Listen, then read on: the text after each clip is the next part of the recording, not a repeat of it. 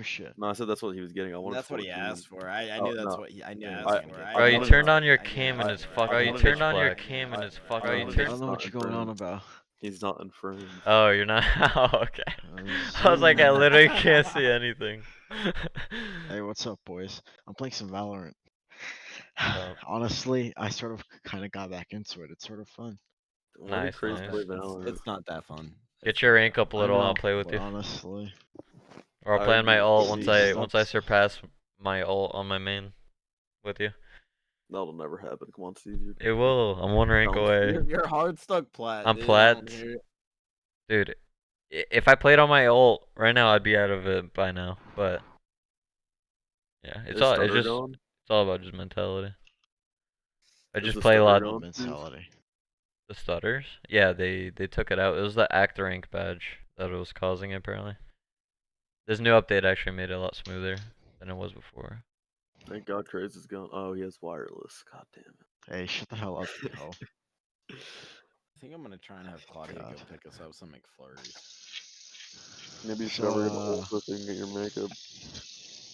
Hey, Steez. Yeah. You should get What the are we James gonna Charles be talking about? You're in the Discord. You could check it. It's in the no cap info. Oh my God, there's stuff there.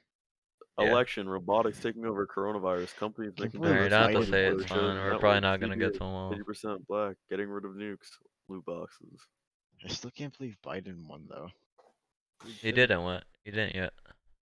What do you mean? He has 284 electoral votes. No, it's fake news. It's all contested. Oh, okay. All right, so our first topic is The election is not over. I just imagine 1st of December, it's like, we almost got there, boys. Yeah, project. Yeah. Do you think the results are gonna change? Oh yeah, I think they're gonna. I think they're gonna flip a lot of votes. In Georgia, especially, they're all using Dominion software. Why do you think that? Because they're all using Dominion software, and that's already proved to have thousands of votes in other states flipped for wrong candidate. Who proved it? Well, it's not proved yet, but it's going down in courts. You'll see soon. All right. But how do you know? I don't think also, Project Veritas just exposed the USPS. Yeah. Wait, didn't Donald Trump like hack the how do they USPS or some how do they shit? expose it? Did you see it? There's a USPS worker. I saw him on a phone, but I don't know who he was talking to. He was talking to. Hold on. This only broke an hour ago, so I just saw it right before we started. But he was talking to some sort of federal agent. He was coercing this whistleblower Hopkins to water down his story, or something. And you heard him right on the phone call. He was like, "I'm trying to twist you a little bit. I'm scaring you. We have senators involved, Department of Justice involved." Can you send us that link? Yeah, it just broke with James O'Keefe. Hold on, if I can. I'll post in the podcast. Yep.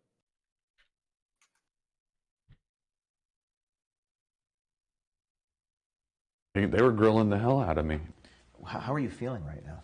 I'm kind of pissed. I feel like I just got played. And I heard him say to the supervisor that they messed up yesterday. I was like, oh, what did they mess up on?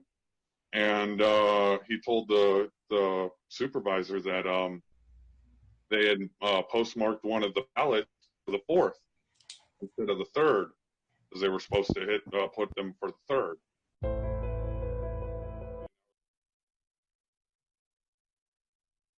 So he's exposing poll workers marking ballots or something wrongfully, and that's what I'm getting from this. And he recorded a phone call with one of the federal agents for, I'm guessing, for on the poll. I don't know. I'm still a little bit confused, but. So Biden won. Steez. Yeah, How you doing? I'm good. How are you? Good. Why do you always Good. just? Why do you always say hasty? Just whenever you say hasty, just ask the question.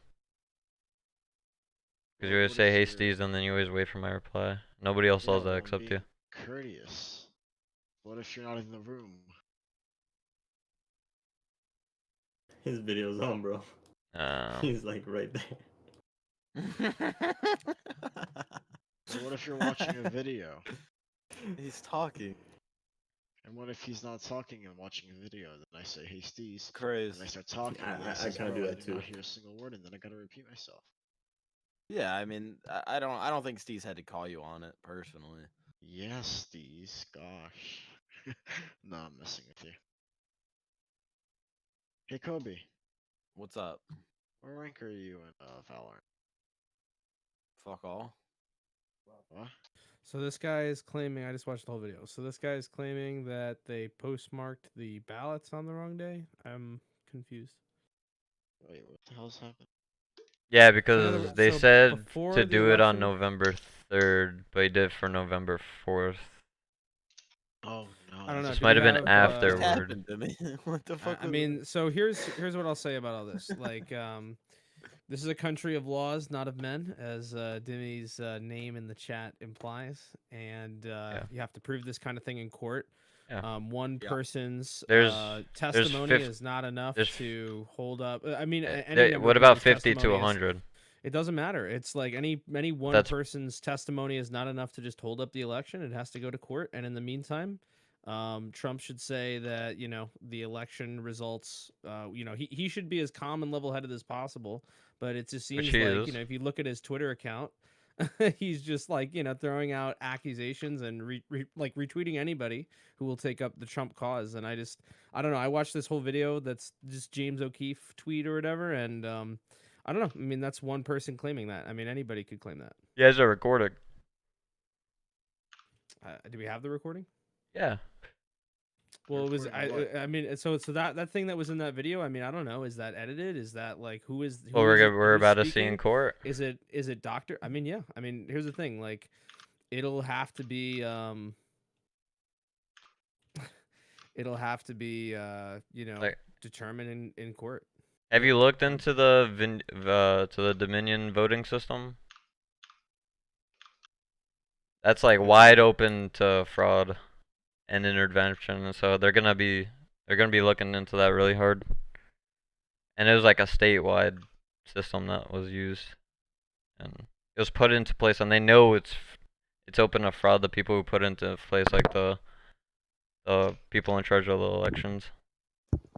I forgot what it's called exactly, their office, but This is all the well legislators, and I good, but think. it just seems like these are all just kind of like different accusations? Yeah, these are just different accusations. You know what I mean? And I don't know. Until it gets proven, Well- I'm not gonna have an opinion on it. To be completely honest, like, I don't know. And not to mention, the results of this election don't hinge on one state. I mean, we're talking about Michigan, Well, that's- Pennsylvania, Georgia, And Nevada, there's Arizona, lawsuits being right? opened up in all of them. Well, I mean, yeah, because he's disappointed that he didn't win in those states, I suppose. But and I understand the game he's playing, I guess. But I don't know. I I don't know, the really states don't- these I states don't- that you're I mentioning don't are really having like sympathize- I don't really sympathize with Donald Trump here. I don't. but these especially glitches because- are did happen though, and the votes did all go for Biden. And it's weird that on all these glitches in all these states, all the votes always go to Biden, never for Trump. Isn't that a coincidence? In every state that you mentioned I don't know. that I don't know uses that the anything- Dominion anything- voting systems. I don't know that anything that But yeah, you said gotta is look true. into it. You gotta look into it. Oh, can you give me a link? Just look into Dominion voting Where's systems. your sourcing? Yeah, I know, but like the person making not the even in this claim, conversation. the election, that you know what I mean. Well, I've It's- just I don't think been it's I've just enough. been trying to like, yeah, I've been just trying to like listen in on what's going on with it, and I these things are understand. coming out with the Dominion But voting. in other words, like in this, order to prove like election glitch. fraud, like it's kind of on the people making the claim to, and not even kind of, it is on the people making the claim to prove it. Like you have the burden of proof is on the person saying there's fraud. Oh yeah, I mean- 100%. And And that's the thing. They're acting. The Democrats are acting like there is fraud. So we're trying. Like No, the no. What other do you side mean? is The trying to Republicans are. investigate it. What? And the Republicans are saying that there's fraud. Yeah, that's what. Yeah, but You said it. the Republicans are saying there's fraud because the Democrats are acting as if there's fraud being done. That's why So they're they're acting investigating it. suspicious. Yeah. So they're sus. Yeah, there's Well, so many voting irregularities. Just look into it. You just Well, they're study just on it sus. for not even 30 minutes to an Well, hour. You'll find so many. I know, but I feel like it's not enough And to say just look it's into not it. like it's not enough to say it's widespread, but like you could look 1% for sure. Like I can show I probably. wanna hear Demi's opinion. Demi Well, saw it. I mostly agree with I agree. Brad in that nothing is proved, but Right. there is a lot of Kobe. there's a lot of weird things, of a lot of course. suspicious things. So yeah, here's the thing. I wouldn't be surprised if it turns out that there's a whole bunch of fraud. I wouldn't be surprised at all. Me neither. But I also wouldn't be surprised if it turns out there's no fraud. Yeah. Well, there can't be no fraud. Like it's proven already that dead people have voted. Like How is that proven? because there's a record list of that? of people that are on They the hacked. voter on the. There's like 14,000 we- dead people can on we the link it? voting rolls. Can we link it? Like the actual proof of that?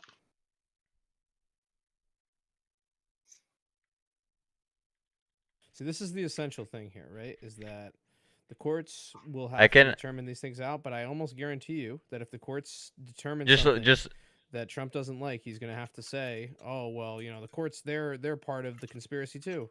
So it's like, when is this going to end? Like, what is the standard of truth here? Like, what is the basis upon which we are willing to make these claims? Like, that's really what it comes down to. Watch one Tim Pool, Charlie Kirk,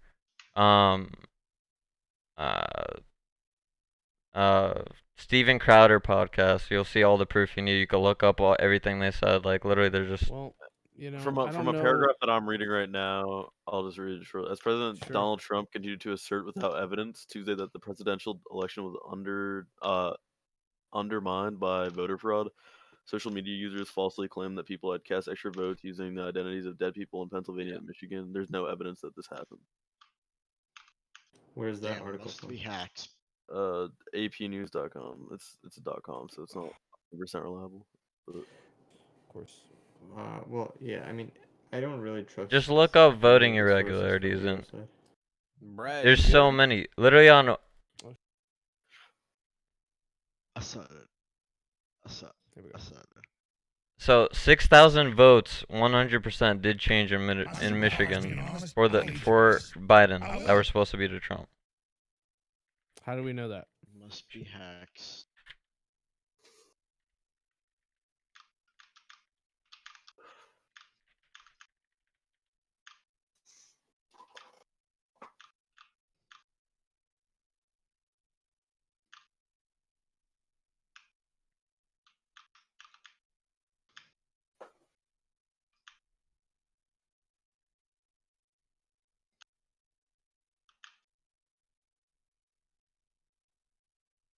In any case, I don't think that Trump has any basis to say everything that he said. He should say, "I throw myself at the mercy of the justice system and know that they will do the right thing, but I will abide by whatever the justice system says." Right? He doesn't say that. He says He did. He said fraud. Yeah, he says as soon as it comes down to courts and the courts find that there's nothing, then he's gonna peacefully give a transition of power. Can we see that?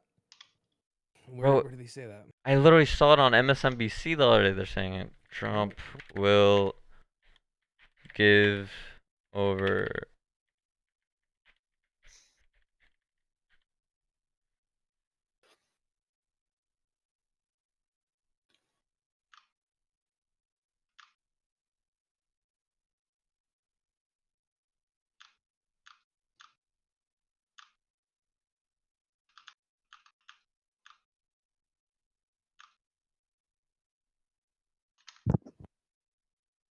Literally on CNN.com, I guess I could give you.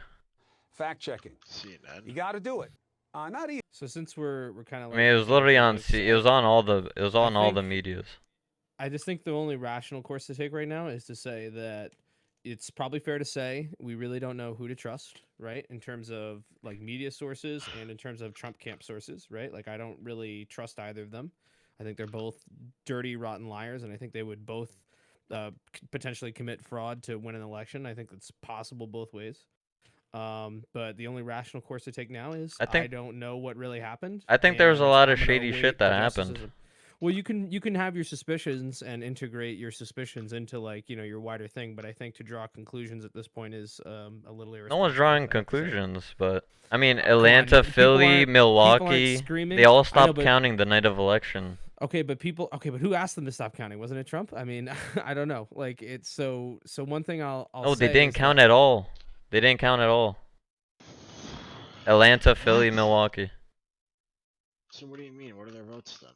They didn't count. Well, so I understand it's that just weird like, that they wouldn't. A lot of mail-in votes got counted, and a lot of them are like going to take longer to count because of the nature of casting a ballot in person versus scanning ballots out of envelopes, right? Like that's a very thorough. Listen, the whole process is ridiculous, but all I'm saying is that we really can't draw conclusions. The people that are screaming fraud right now, and I'm not saying you're one of them. I'm just saying there's a lot of people out there, including the president of the United States. No, I am screaming fraud. I'm screaming fraud. Okay, you're right. Well, you're right to cast me under that. It's okay. That's drawing a conclusion. You see what I mean? It's like the only rational course is to like say, okay. I mean, I'm screaming. Well, the other side is screaming no fraud whatsoever, 100%.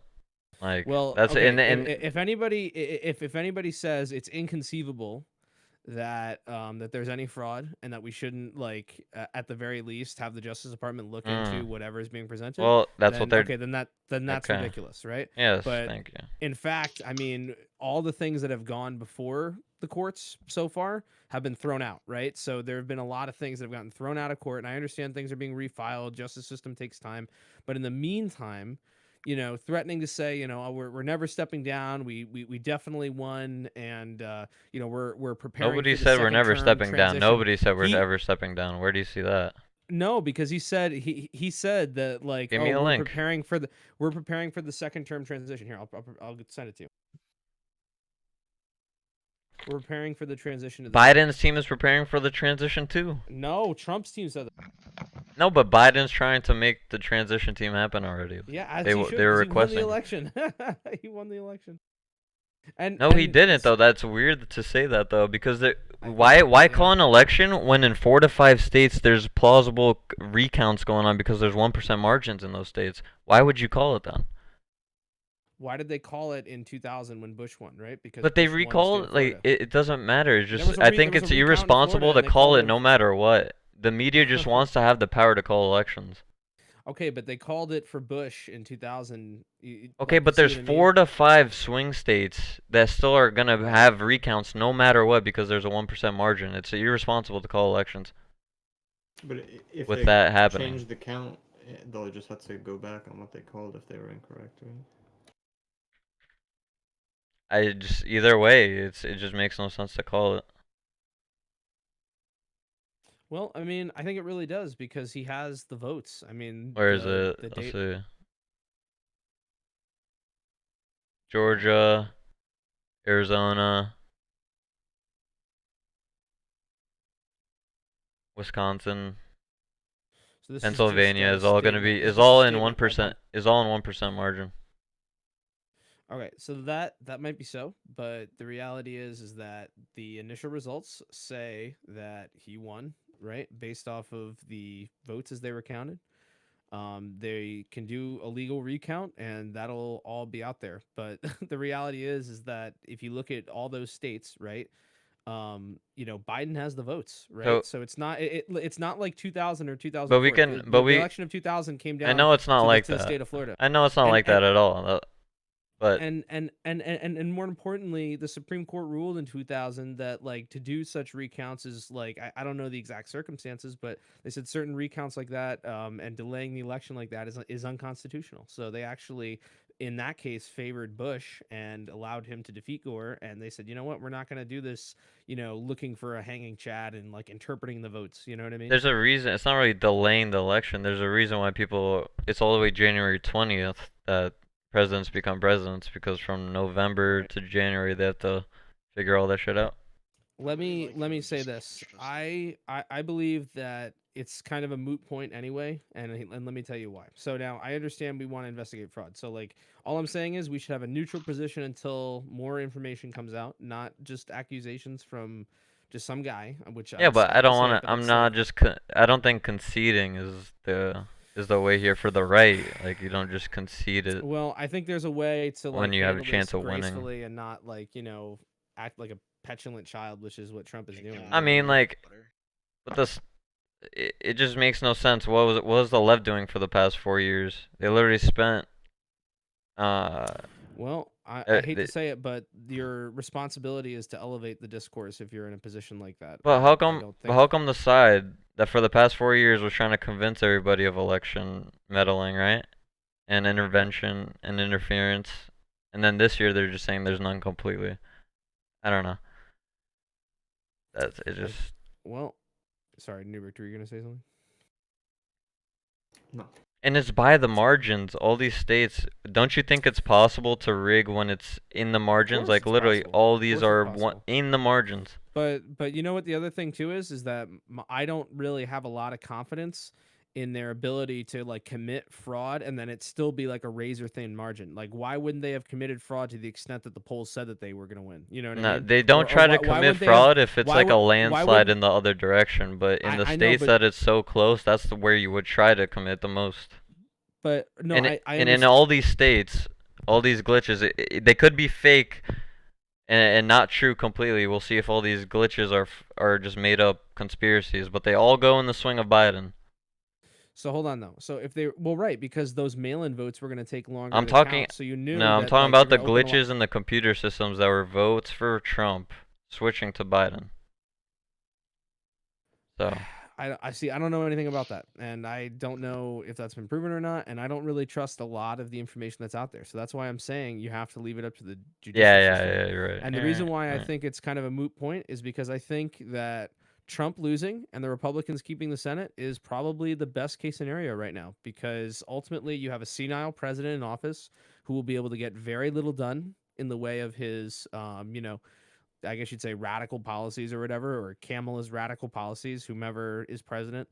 And I think that the Republican Senate is going to be the opposition party that they were to Obama and be able to stop a lot of things that go through. So, do you think it's possible for Biden to have uh, more of a turnout than Obama did?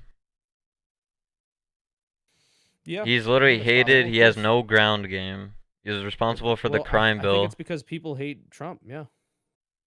Okay. I just think Yeah, so that that's Obama's movement was like no other. I don't know. And yeah, then there's like what 65 million people who voted for Obama.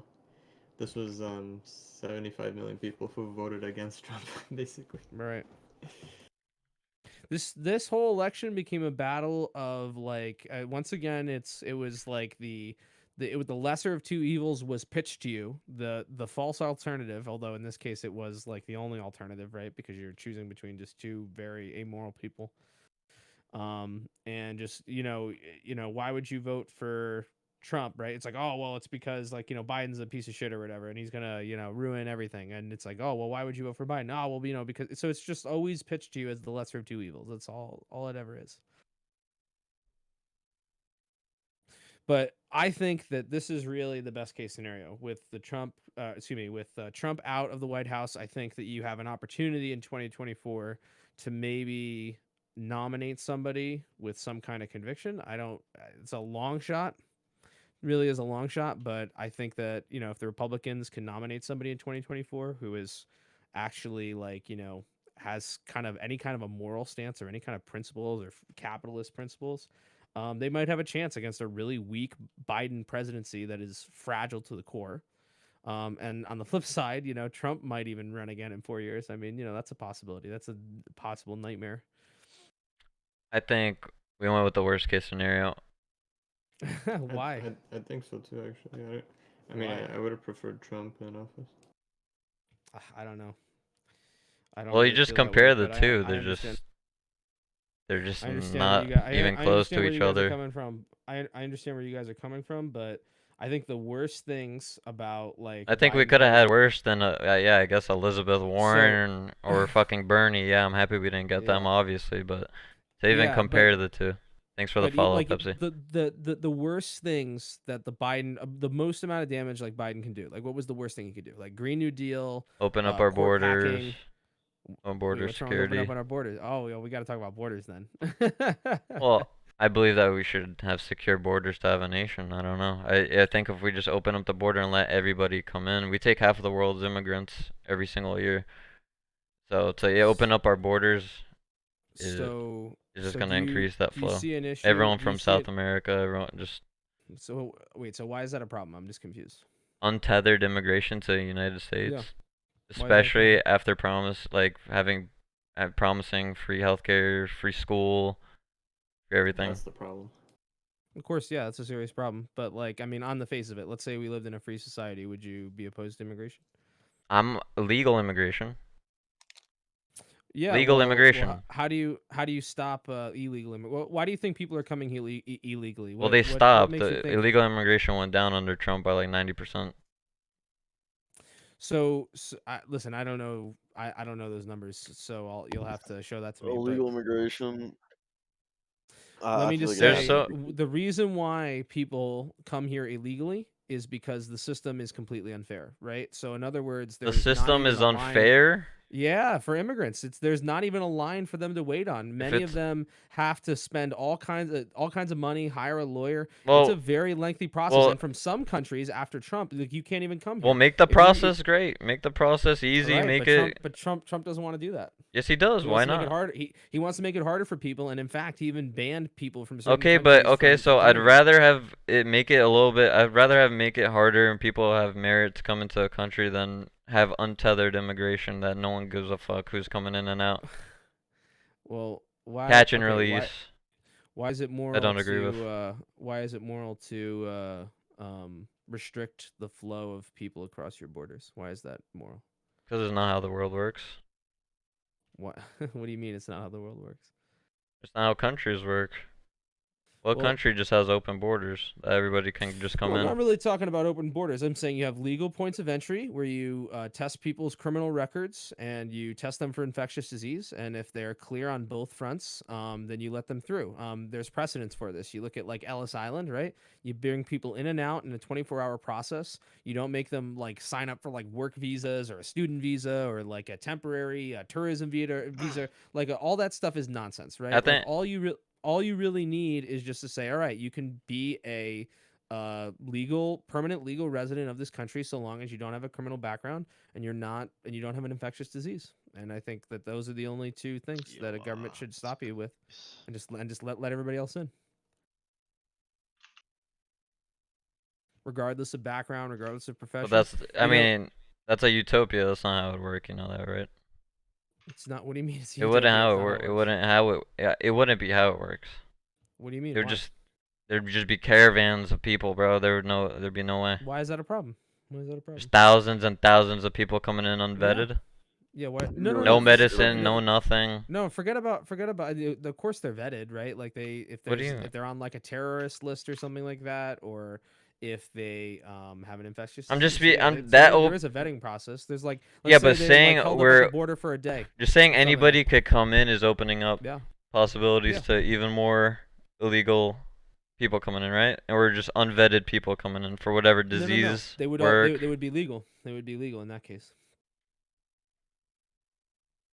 But if what you're saying is okay, we're gonna have no borders as a country. No. We'll have borders, but He's we'll saying just, the like, process is different. So like, instead we- of having we work give it a- visas- So we're easy debating process. border security here, not having borders at all. No. I want borders. I mean, to be clear about that, and I think we should have a secure border. But the difference is that at legal points of entry, which you specify, because people aren't just coming in here just because, right? Like if there was an option to come in here legally, they would take it. But the reality is that for a lot of countries, right, they won't even. The United States won't even accept immigration from that country. And for a lot of people, right, they get temporary visas and they just overstay them. So the whole question of border security is not even really that tied to immigration, right? It's not even really a It question is. of, I mean, there is still people coming in through the border though, and I think So- Trump's done good on border security. That's why his it's gone down, and why so many border agents have endorsed him. So I think it's a fundamental crime of Trump's presidency that he has done nothing but harass people who are here illegally, and instead of giving them a path to citizenship and making it hard for all the people who are who would be great Americans, all you need to do is just give them a chance to have an opportunity here. I do believe in dismantling the welfare state, but I also believe that Trump's, open... you know, Trump's deported less people than Obama, right? In 4 years, than Obama did in his first 4 you're years. right. I don't think he's technically tormenting or harassing people. I denounce Obama too, but the difference is that Obama had, he supported all kinds of sanctuary. No, I'm not saying it like that, but I wouldn't call it. And the Trump presidency has pursued very vigorously, cases against people. Or like in other words, like the Department of Justice has pursued cases against people living in this country illegally very aggressively. And as bad as Obama was, he didn't just like detain people at the border trying to come into this country and like separate, parents from their children. He did. I mean, that's well, if he did, then I denounce it too. And they're both bad on immigration. They are. That's not what I was trying to say either. I'm not trying to say Obama was worse than, but I was just trying to say when you're saying her, and Trump's a monster too. So it doesn't surprise me that they both did evil things. So why do you think he's a monster? Who? Trump.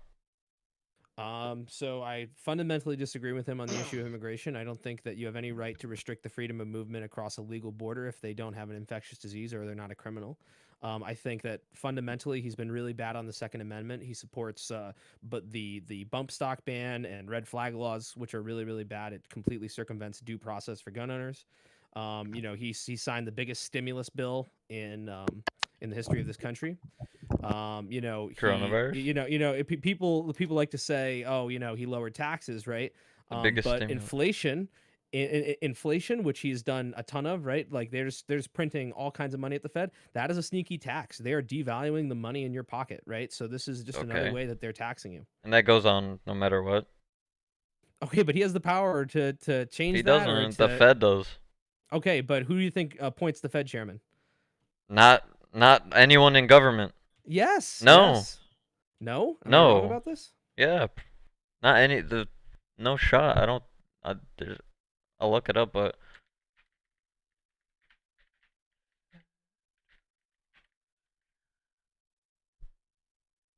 Are named by the president from among the members and are confirmed by the Senate. They serve a term of 4 years. This is the board members, though? Chosen by the president from among the sitting governors for 4-year terms. Where were you going with that, though? Okay, all I'm saying is that they're just printing money like crazy over there. Yeah. Right? So Trump at the very least would have the power to say that he doesn't agree with that, right? So then let's go to COVID, right? So he has a spotty record on all of it, right? Fundamentally, we should have done what Taiwan did, which was just essentially test people at legal points of entry, right? And never have a lockdown. He fucked that up in a bunch of different ways. He basically said, well, all the tests that we're going to use, and this is at the beginning of the crisis, he says, all the tests we're going to use, they have to be made in America. All of our masks, the cotton in those masks have to be made in America. So he put us behind right off the bat on that front. Then later on, right, when he was trying to be like, Mr. Anti-lockdowns or whatever, Georgia actually ended their lockdown probably earlier than like most people. And Trump said it's too early. They shouldn't be doing this lockdown, right?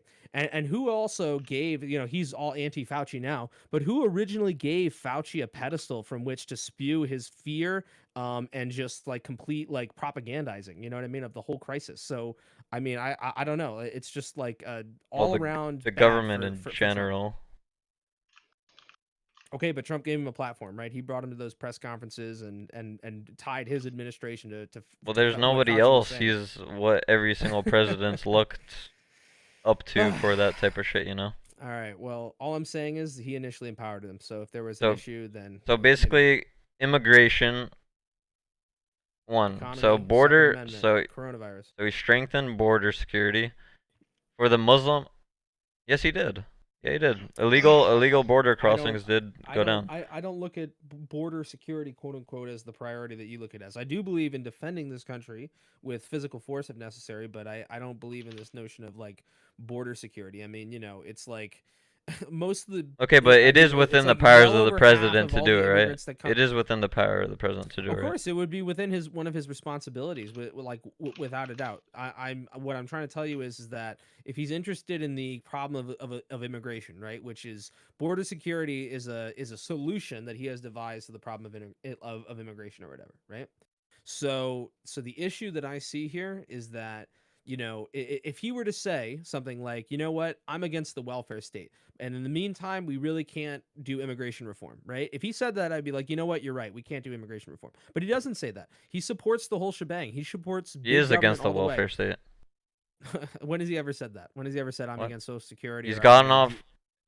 Well, he's gotten like how many millions off food stamps and welfare benefits in general? It's like millions. Okay, but does he support dismantling those things or what? Well, I mean, you'd have to be dumb to completely support dismantling it completely No. Well, no. Like, really that fast. You can't just dismantle it that fast. I don't know. But see, this is what I'm saying. Right? I don't agree with the welfare state, but every time you can't just. But here's the thing. So like on the one hand, Trump people is would like this riot. Trump is this guy who supposedly can get whatever he wants, says whatever he wants, but then all of a sudden, like anytime he makes any kind of error, people just dismiss it by saying, "Oh, well, you know, he's just politicking." You know what I mean? He's just sort of like nobody says he could get whatever he wants. I know, but like he's gotten the trade deals done. He's gotten the trade deals. Okay, well that's a whole nother thing because I don't support his trade deals because ultimately the European Union, and we can find the evidence that documents this, right? The European Union offered him free trade. They essentially played his bluff, right? He said, "Oh, well, you know, the trade deal we have is totally unfair," right? Even though not a serious economist in the world thinks a trade deficit is a serious problem. We can talk about that, right? But the fundamental problem here is that the EU offered him free trade and he said no. Right? Well, we already have a system of trade with the EU, though. No, but we should have zero tariffs. But we already have a system of trade, and he was focusing on China, Mexico, and Canada first, because that's where we needed. And even South Korea. What's wrong with having free trade with Canada and Mexico, which is what we had, the North American Free Trade Agreement? What's the problem with that? North American. Well, there was issues with it. I'm not exactly sure. What are the issues? Yeah, see, this is what I mean. They lost jobs for people. They didn't gain any jobs. So hold on. Yeah, go ahead. Either way, I could go on. No. Well, okay, NAFTA. I'm not an expert on NAFTA, but either way, everyone was praising the new trade agreements, and they were better for sure. Like 100%. Nobody could shit on Trump for these with Canada and Mexico trade agreement. Nobody. It was. Why? Look it up. Tell me. No, look it up. No, okay. So tell me what the difference is between both the things, between both agreements, between both the trade policies. So fundamentally, I can explain to you the fundamental difference, right? So NAFTA, right, the North American Free Trade Agreement, was at least an agreement in part of zero tariffs on, I'm not sure if it was all goods or at least some goods, right? So zero tariffs. Now, understand that a tariff, right? I understand you're saying, oh, well, we have to support American businesses, right? But understand a tariff is a punishment on the American consumer for buying something internationally, right? This whole idea of America first is so anti-American. Okay, hold on. But hold on 1 second, Dan. Hold on 1 second. So here's the thing. So you as the consumer, right? It shouldn't make a single bit of difference to you whether American farmers get your business or Brazilian farmers get your business. And you know what? If you care about that sort of thing, that's fine. But don't force me to buy from American farmers when I can get it cheaper from, say, a Brazilian farmer, right? Because I should be free to make that choice regardless. And there shouldn't be a tariff to get in my way to punish me if I decide to buy an international product. All right, well, either way, U.S. jobs were lost with NAFTA, U.S. wages were suppressed, Mexico's farmers were put out of business, maquiladora workers were exploited, NAFTA called for free access for Mexican trucks.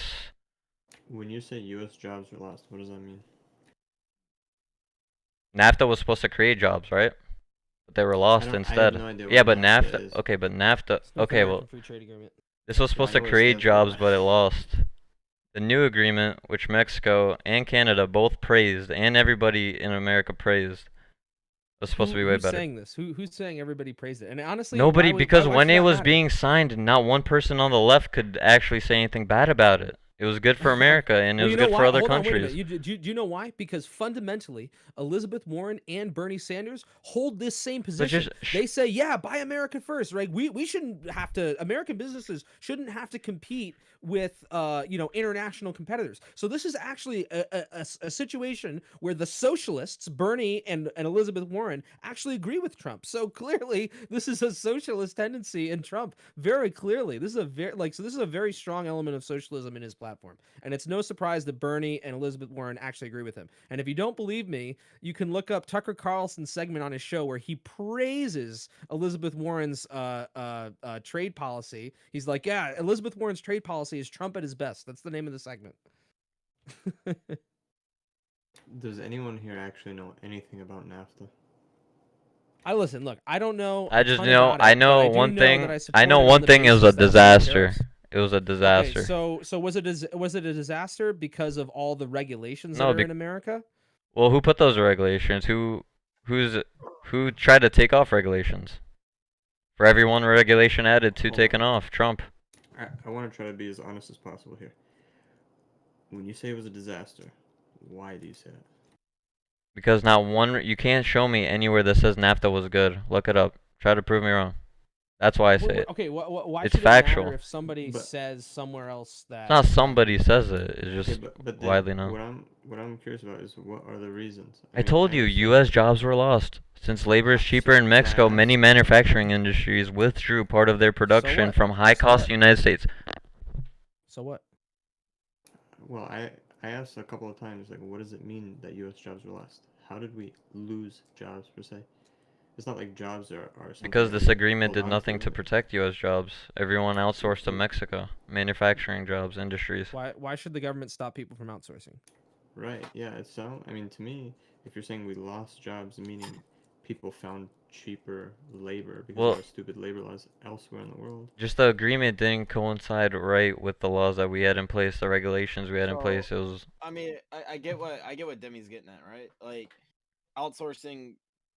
We did that because of the fact we have minimum wages, right? If we didn't have minimum wages, we wouldn't have lost those jobs. Those jobs, they could have those jobs here, and we wouldn't have lost them. You know, so at the end of the day, I don't.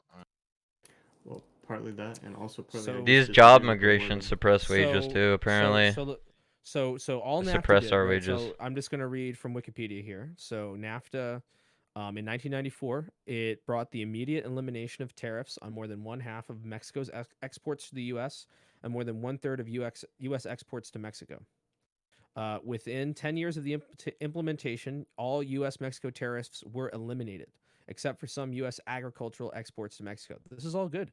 I mean, the reality is that if American businesses can't compete, then we should change our policies here. That's it. Can you link that? That was just Wikipedia. I agree. We should lower regulations, not have provisions. more regulations, which Joe Biden will bring in.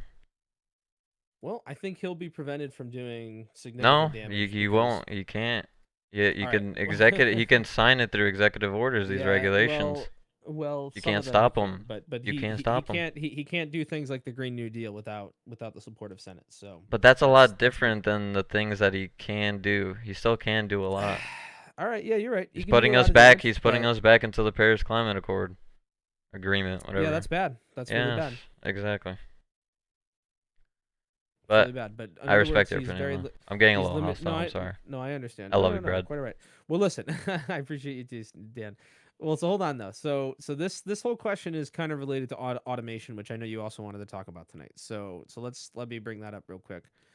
Because there's like, I think related to this idea of like, oh, there's foreign businesses out there that are going to take our jobs away because they're being outsourced, or there's, the very innovative robots and technology that are going to replace manufacturing jobs, right? And what I say to that is that automation makes us wealthier, and it doesn't take jobs away. It actually increases jobs in the aggregate.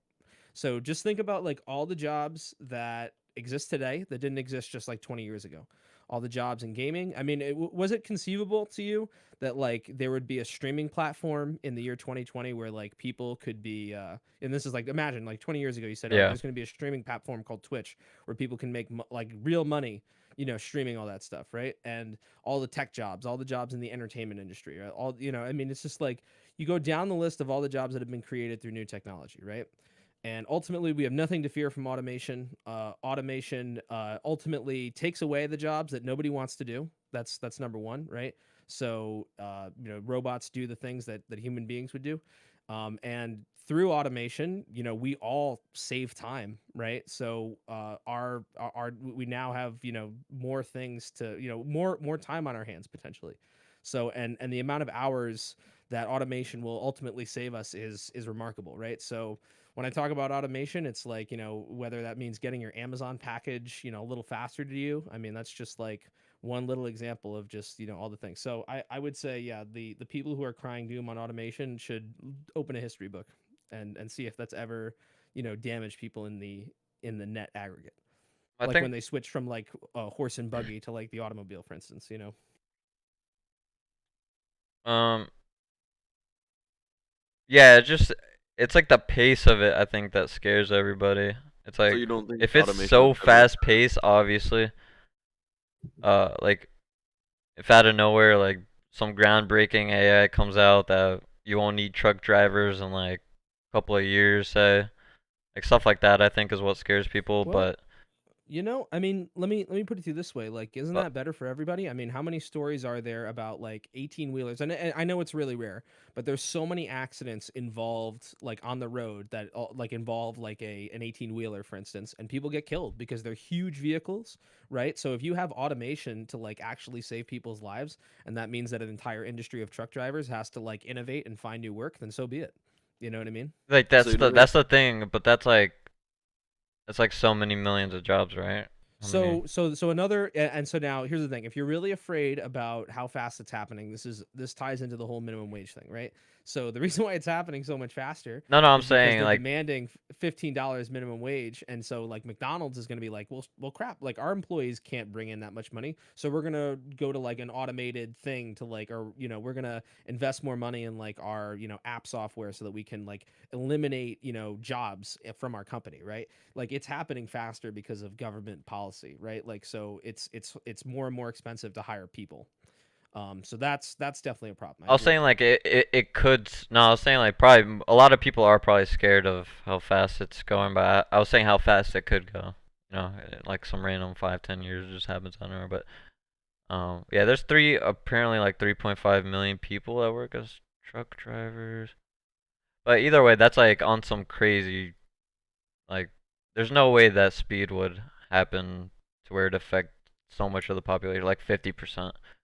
Something like South Korea is supposed to have 15% of their workforce all robotic by like a couple of years. Saw it earlier today. I'm not sure where though, but But I think that's a good thing ultimately. yeah. Yeah. I'm confused. Like I don't know. Maybe I hope it doesn't go to universal basic income, but I mean, if it has to happen, it has to happen at one point. But hopefully we Why would it innovate. ever happen? Let's just say people don't innovate with their time spent. Just get, you know, with the free Okay. time they have from getting laid off from whatever section of work they have. They'll find a new job. With Yeah, I don't think it'll ever automation, be that big of a percentage. Well, it's just gonna like be rapid, you know. I don't think it's ever gonna happen overnight. No, with never. automation, things get cheaper, so it becomes easier and easier to, survive without, like, by doing less and less work, basically. Or rather, the work that you do has a much higher return on investment. That's a better way to phrase it. So if you automate like McDonald's entirely, suddenly you're paying basically for the cost of the goods plus maintenance and some small And there's certain percentage on top. industries that could never be automated. But just Yeah. think about like so we have people in this channel, I believe, right, who both work in cell phone companies, right? Did those jobs exist before like the automation that was offered by like all this new technology and in cell phones? Like think about all the jobs that were like eliminated with like the advent of like the internet and the advent of cell phones, right? Like all those phone operators that lost their jobs, all those like typists that lost their job, right? But now we have like whole stores where you can just like buy and sell phones. I mean, it's just like those jobs didn't exist and they were inconceivable, just 50 years ago. But now it's a whole industry. So it's like we can't even imagine the jobs that are going to exist as a result of newer technologies and more innovation. Yeah. So are you for AI completely taking over cars and just having like? Not like any kind of through any mandatory government action, but I think Oh yeah, that no. If it as just. long as the market is there to say like Yeah. these things are better, these things are safer, they're more efficient, and that's just what the market will use. Yeah, I'll be And hyped. you know what? Like all the auto repair people, they're gonna go out of business because I mean, there might be some necessity for that, like on the periphery, but it will be a very small number of people because there'll just be a lot fewer accidents. My father's one of those people, and he's aware of it, and he's thinking about it. He knows that like when automation takes over, it's like they're not going to need auto body repairmen and a towing company. I mean, now it's really common, and but you know what? That's a good thing because that means that people aren't dying on the roads. How far do you guys think we're away from like robots taking over like surgery, like Oh, no. doctors and shit? I think pretty far. I I think think pretty far. Really? I don't know. I personally would. Do you mean know where no, Like how no, far is like, pretty far? 10, 20, 30, 40, 50? in my opinion, 50s if it's gonna even happen. I don't know. I would never trust a robot with a surgery on my There's body. already robots that like. Hold on. I would trust a robot to do it. I just think we're pretty far off because that's a pretty sophisticated thing, Are Yeah. you talking about like robot assisted surgery? Because that's the thing. Or do you mean like fully automated? Like no. Fully automated, but what's robot assisted? Like, are they basically? That exists? Are they? What does that mean though? Are they like doing it? So they have like surgeons who don't sit there with their hands and actually Yeah, cut like you up. They have like a robot that like what? they control the robot because it does like more precise movements and stuff. That's crazy. It's like a tool, right? Look up grape surgery. It's like on well yeah, I've seen that, but Well, that's a robot assisted surgeon. that's like oh okay. I've seen like supposed to be like a robot that does work on vaginas. I don't know what to call it, but apparently that's supposed to be sex change. It's supposed to be robots that do.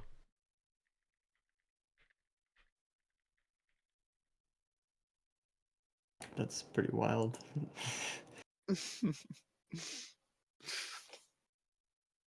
By using the Da Vinci robot, surgeons are able to perform the procedure through several small incisions instead of a large single incision. Bro, what?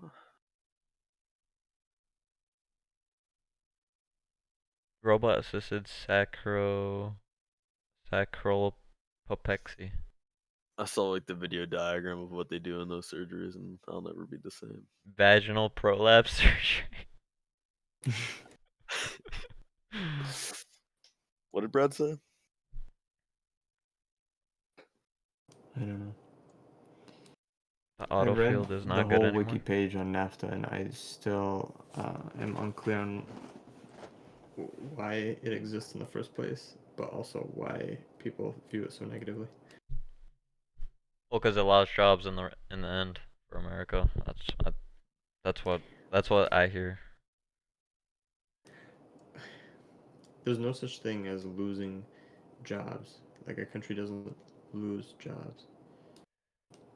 We don't have like jobs in our pocket. You know what I mean? Yeah, but what if they come and go due to like certain laws and regulations? It's kind of like having them in their pocket, but so here's the thing.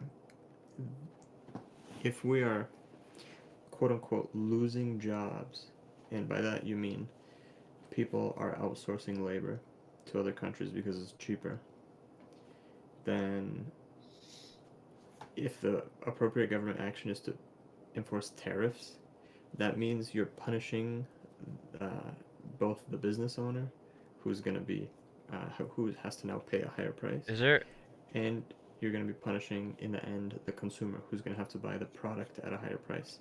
And is there any country that doesn't have tariffs on shit that we get, or we do like with them? Except I have no idea, but even if we were tariffed, we shouldn't be putting tariffs on anybody. We should have 0 tariffs across the board. The thing is, if you think about it from like, if you say we need to save people's jobs, that's what the government's doing. They're not saving jobs by making things more expensive for people, right? You're just making things more expensive, and you're making it unfeasible to run certain businesses because it's too expensive. So yeah, I would say adding tariffs. Yo, I'm gonna head out. I'm tired. I have work in the morning. all right, have a good night, bro. Right. Have a good See ya, night. KDS. I'll talk sometime tomorrow. I'll get on. I'll do something. All right, sounds good. Hit me up, bro. Thanks for coming on. No Alright. problem. Good night.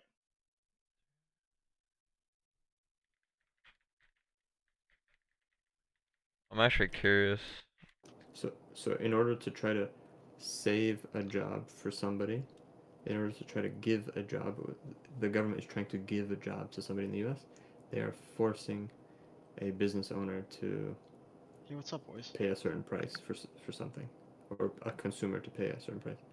So it's kind of weird to force somebody and pretend like you're doing it for somebody else.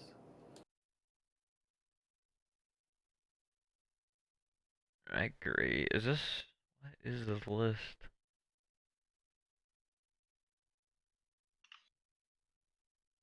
According to their weighted mean. What is import duty on all product? Okay. Duty is just a tax.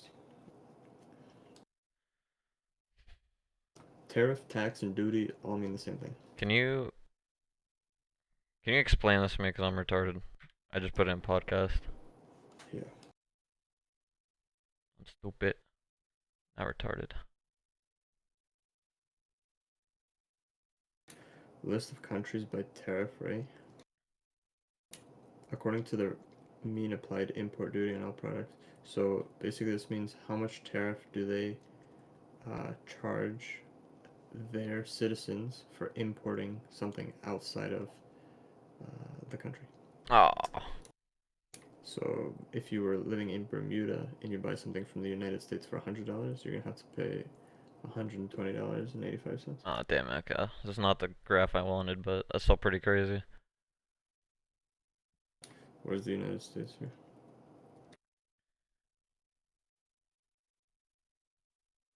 $1.66 in the United States. Pretty good. Hong Kong is 0. No wonder they're so successful. Singapore is 0. No wonder they're so successful. Macau, wow. Okay, Brunei, I don't know what's going on with them. But I think it's no mistake that Hong Kong, obviously before the rioting and protesting and stuff that's going on, they rose and to Corona. become basically like a superpower in 20 years. I don't think that's any surprise considering they have 0% tariffs. Among, a bunch of other really good free trade policies they have in the country. Yeah. Or I guess it's like a state of China. China. Singapore too. Compare the what Brad was talking about earlier, the economic freedom index. Compare it to the countries with 0% tariffs and compare it to GDP. You'll find they're all going to be similar, or GDP growth, I should say.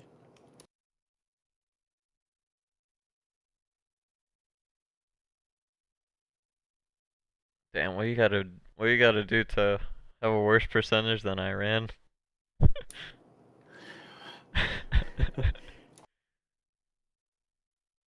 Yeah, Iran is 15.2%. Yeah. Equatorial Guinea. Chad. Chad. And Djibouti.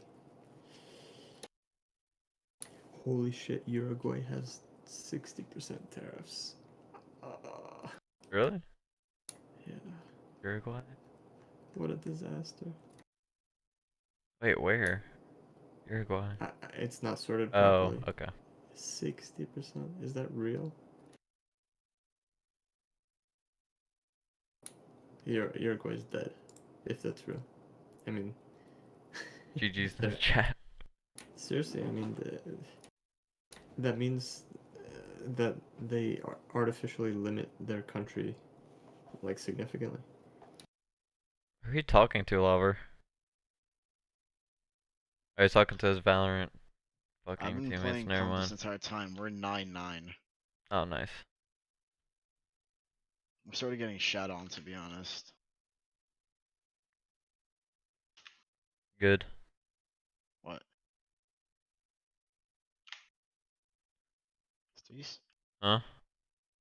I What said up? good. Is Kobe even All right, here? gentlemen, I'm back. Kobe? Dude says he can't Kobe. put on his cam and then just leaves for like an hour. Kobe's sucking down his McFlurry. He's sucking down something.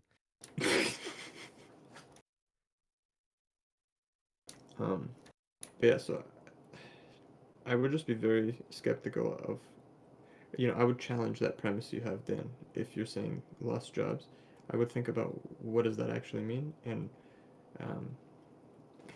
what is actually causing it inside of NAFTA. Because again, I don't know anything about NAFTA besides what I just read, and I'm unclear on what any of that actually means. Well, I'm on the USMCA page here. I'll link it.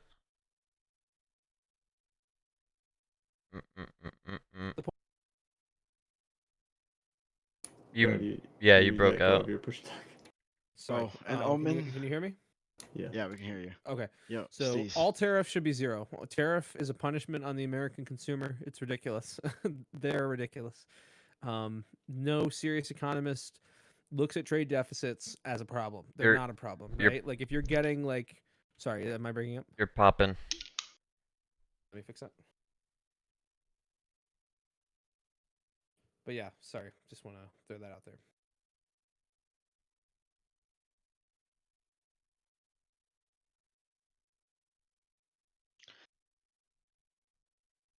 So does the UMCA increase or decrease these tariffs? What is your That's the United States Mexico Canada agreement. That's like supposedly on the website here. It says modernizing NAFTA. It's a 21st century trade agreement. Strengthening North American trade and agriculture. Listen, what you can't deny is that regardless of what that agreement is, he has increased tariffs. So, like for instance, in like the auto industry, but is it with those really countries? hard to get like parts for. Well, listen, I don't know specifically about the one with Canada and Mexico. Listen, I don't know enough about the particulars, but I do know the tariffs have gone up just like unilaterally, right? So, like with Europe in particular. It's now a lot harder for automakers in this country to succeed because of tariffs that are on them, right? They're making, Euro design cars. Like there's, you know what I mean? Like the European, why should I be punished for driving a non-American car? That's ridiculous. Is there? I asked this to Mike, but he didn't know. Is there any country that doesn't have tariffs on us? Hong Kong. Well, except for like 2 countries. Like if every other country has it on us, it doesn't really matter if Hong Kong doesn't. As I understand it, Trump went to the EU and said, "We don't like the tariffs that you have on us, right? Like you have tariffs on us, we have tariffs on you. We don't like that arrangement." So in other words, the EU played his bluffs and said, "All right, we should have free trade." They offered a deal that was free trade between the EU and the United States, and Trump turned it down, and that's fact. So yeah, he turned it down, but while he was working on USMCA, which is Mexico and Canada and China, and then he was going to try to work out another agreement with Europe after that was done, which they just finalized, and then Corona got hit. Like how it's like, he's like, "Oh, I'm making a great deal." Well, he's trying to say, like, how do you know it's a tariffs on this? Well, I don't know the deal. I don't know. I don't know. That's just cronyism. I don't know. No, I don't know. I don't know exactly what that deal entails. It could have had some things that weren't right. Like those countries could have insane. I don't know. insane policies. You never know. I don't know the agreement, what exactly the proposal was, but you never know. The deals that were signed into place were really good with China, Mexico, Canada, so I could only assume that the agreements that were gonna be set in place were gonna be decent. Really good by what standard? Everybody's standard. Not one person, what about your not standard? one person that was like investigating it. No news channels, no anchors, no journalists. Nobody could But say I that it explained, was but bad. I explained why, because it's because Trump's position is fundamentally the left's position. So that doesn't surprise me that not enough people are criticizing him for it. No, but No, not regardless, enough. Not one person was criticizing it at all. You can't. It expanded market access for American dairy, poultry, and egg products. So I'm looking at there's one thing on the USMCA page. It says, under automobiles, automobile rules of origin requirements mandate a certain portion of an automobile's value must come from within the governed region. In NAFTA, the required portion was 62.5%. The USMCA increases this requirement by 12.5 percentage points to 75% of the automobile's value. So that's a disaster in USMCA compared to NAFTA, at least just on automobiles. That's not a good step. Additionally, it says, sorry. The rest of it is just a proposal. But that part, What is first of all, it? 62% is, it means if you import a car, 62.5% of the value of that car has to come from one of the countries that are part of the trade agreement. So United States, Mexico, Canada. What do you mean part of the value? The value? Well, if you sell it for $10,000, it means $6,000, 250 has to be, the origin of it has to be in United States, Mexico, Canada, or whatever. And the other 3,750 can come from China or whatever else, Japan, Germany, or whatever. I thought this was only between Mexico and Canada, though, and the United States, no? What's happening between Mexico? Are we talking about the Mexican compromise thing? What's it called? The Treaty of Guadalupe Hidalgo? No. Not about that. So yeah, but then Okay. there's a requirement that says automobiles rules of origin mandate that a certain portion of an automobile's value must come from within the governed region. The So governed region that it came from? Or the governed region that's meaning being anyone sold in? USMCA, whoever's part of that agreement. Oh. So 62, actually for USMCA, it's 75% of the value of the vehicle has to come from one of the signers of USMCA. So that's, I mean, just awful, because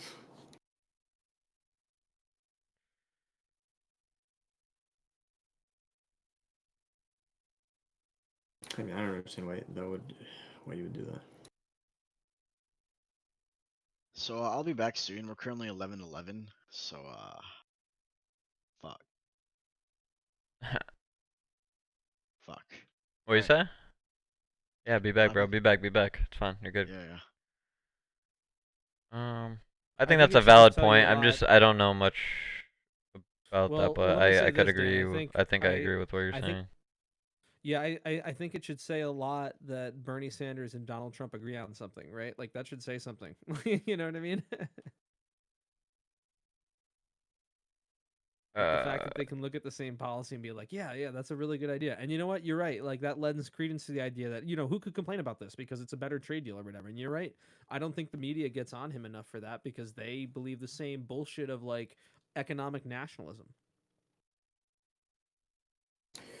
Anytime somebody with a fundamentally different set of premises from you agrees with you, you should be skeptical, right? Like if anybody on the left is agreeing with you on something, I mean, maybe think about the position. Not necessarily there's something wrong there, but how can you agree on anything if you fundamentally disagree?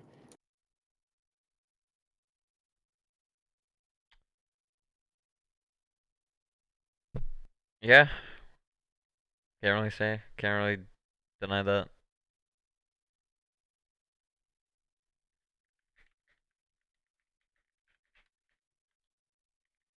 I'm still reading this USMCA page.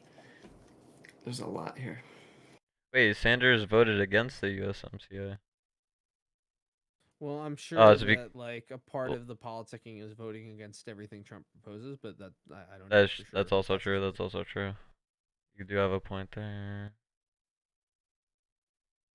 But in the headline it says not a single damn mention of climate change. So I mean, What? Oh yeah, because NAFTA had a climate agreement from the Clintons that they added. Oh really? Okay, so I didn't. but he wasn't disagreeing with the economic shit about it, I guess. With the cars. The climate catastrophists. Let me see.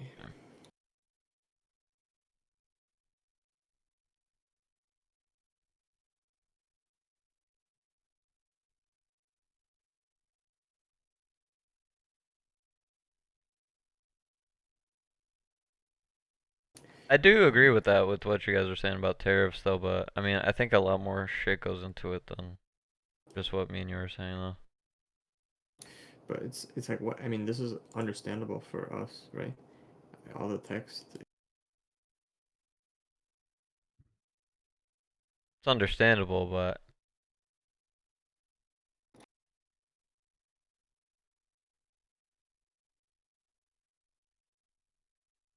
Let me read the specific climate parts of NAFTA. So it says, NAFTA reduced pollution emitted by the U.S. manufacturing sector on average nearly 2/3 of the reductions in coarse particulate matter. in the United States or between just both the three countries, or whatever. NAFTA's with three countries, right? Or is it just Mexico and America? Or yeah, Mexico and So America. there was some study from some bullshit journal of economics. I don't trust that. Oh, you're good.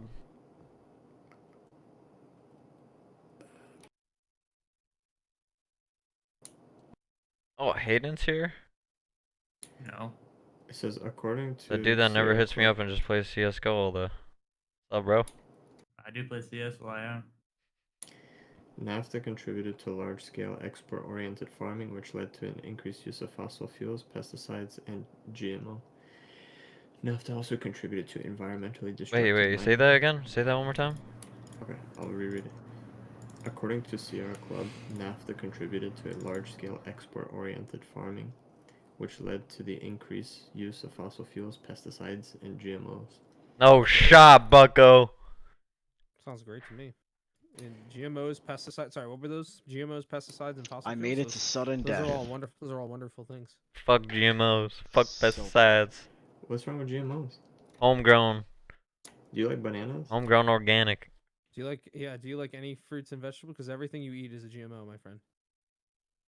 Wait, but do you like bananas, Dan? Not in the same way that, like, extracting like pesticide proteins or some shit and splicing into the DNA of like seeds and shit, so they Yeah, like why is that literally so they grow with pesticides in them, and you eat that, why is that bad? and you eat that. Which don't harm humans, yeah. Like And food these- safe pesticides. This, Like, and the I mean, people think that about food manufacture safe sanitizer. and the people that manufacture these GMOs and these different So- stuff are the biggest like do you know biochemical manufacturer like You warfare. ever eat like an apple like on like an old like style apple like before we were able to like just grow them into I'm not like, talking I mean, about that type of gene. no, but that's what a GMO is, my friend. No, like it's just it- splicing the genes, right? Or selectively like picking out genes that you like with selective- pesticides. Yeah, you're These right. not and are it- found in other plants. These are chemicals. Yeah, okay, listen to me. So they're splicing the DNA to make them resistant to insects, right? Like that's brilliant. That's like man harnessing nature and like, taming it, right? Like that's awesome. We should be celebrating that. Like it is because of that But that it we could were be able to feed the toxic. world. Yeah. No, it's not toxic. You ever hear of golden rice, dude? I mean, 3 billion people are alive today because of GMOs. I mean, in places like India and China. I mean, that's just a fact. You can look it up. It's called the green revolution. all bananas, modern bananas, are GMO. All eggplant from India is GMO. All dogs are GMOs. Every dog in existence. I like is a GMO. GMOs, but I just don't like GMOs that are bred with pesticides and are toxic. Like, why would I want to eat You're having that? like a negative point of view from like you have the word pesticide triggers you. I think like if you're thinking like negative, it's like drug, dude. Before you like learn like what a pharmacy is, it's like drugs are bad. You know, But then there are certain pesticides which are bad. I agree. Yeah. Which are toxic to humans. But there, in terms of GMOs, there are GMOs which have no harm to humans. Even the ones that, when bugs eat them, they die or whatever. The bug-resistant GMOs. It's like, for example, you can eat a piece of chocolate, but your dog can't eat a piece of chocolate, right? So the pesticides are designed to destroy the digestive tracts of insects, but they have no harm to humans at all. I mean, and let me be clear, right? Like any like if there is a harm on the periphery, like let's say that you're right, like there's issues or whatever, there's side effects or something like that, right? Like even if that were true, like the net positive is billions of people not dying from starvation, right? Like Yeah, that's like the power of GMOs. Not even that. Okay, so you said that genetically engineered crops are essential to feed the world's growing population, right? That's basically what you're saying. 100%, yeah. But most of GMOs right now are used for the production of animal feed and ethanol. So that's where it's mostly going to right now. Yeah, exactly, to feed the world's livestock too. Yeah, that's like a big deal too. Yeah, exactly. Feed the world. Yeah, but it's not feeding. 12. But Yeah, we but could feed animals for what purpose? Are they cows? yeah, that's what I'm saying. We can. God, that was hard. Yeah, but then do we eat those cows? Because yeah. Because if you have like a cheap feed and like efficient and or nutrient filled feed that is pesticide resistant, and they're not. That's what your animal. Yeah, they're engineered to be like self-generate pesticides. But they're not. They're not engineered to increase yield or face climate-related changes to growth. Well, then they such should as drought genetically tolerance. modify Did you it. hear about? Well, Did you hear well, about they the should genetically GMO? modify it some more to make it do that then. Did you hear about the GMO cotton being sold to the Indian farmers? Now there's like mass suicide. Why does that sound like it's about to be a joke? Oh wait. I've never heard about that.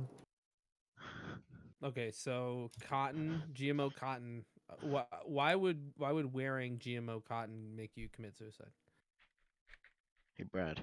You're sexy. Thanks. Anyway, so really though, why?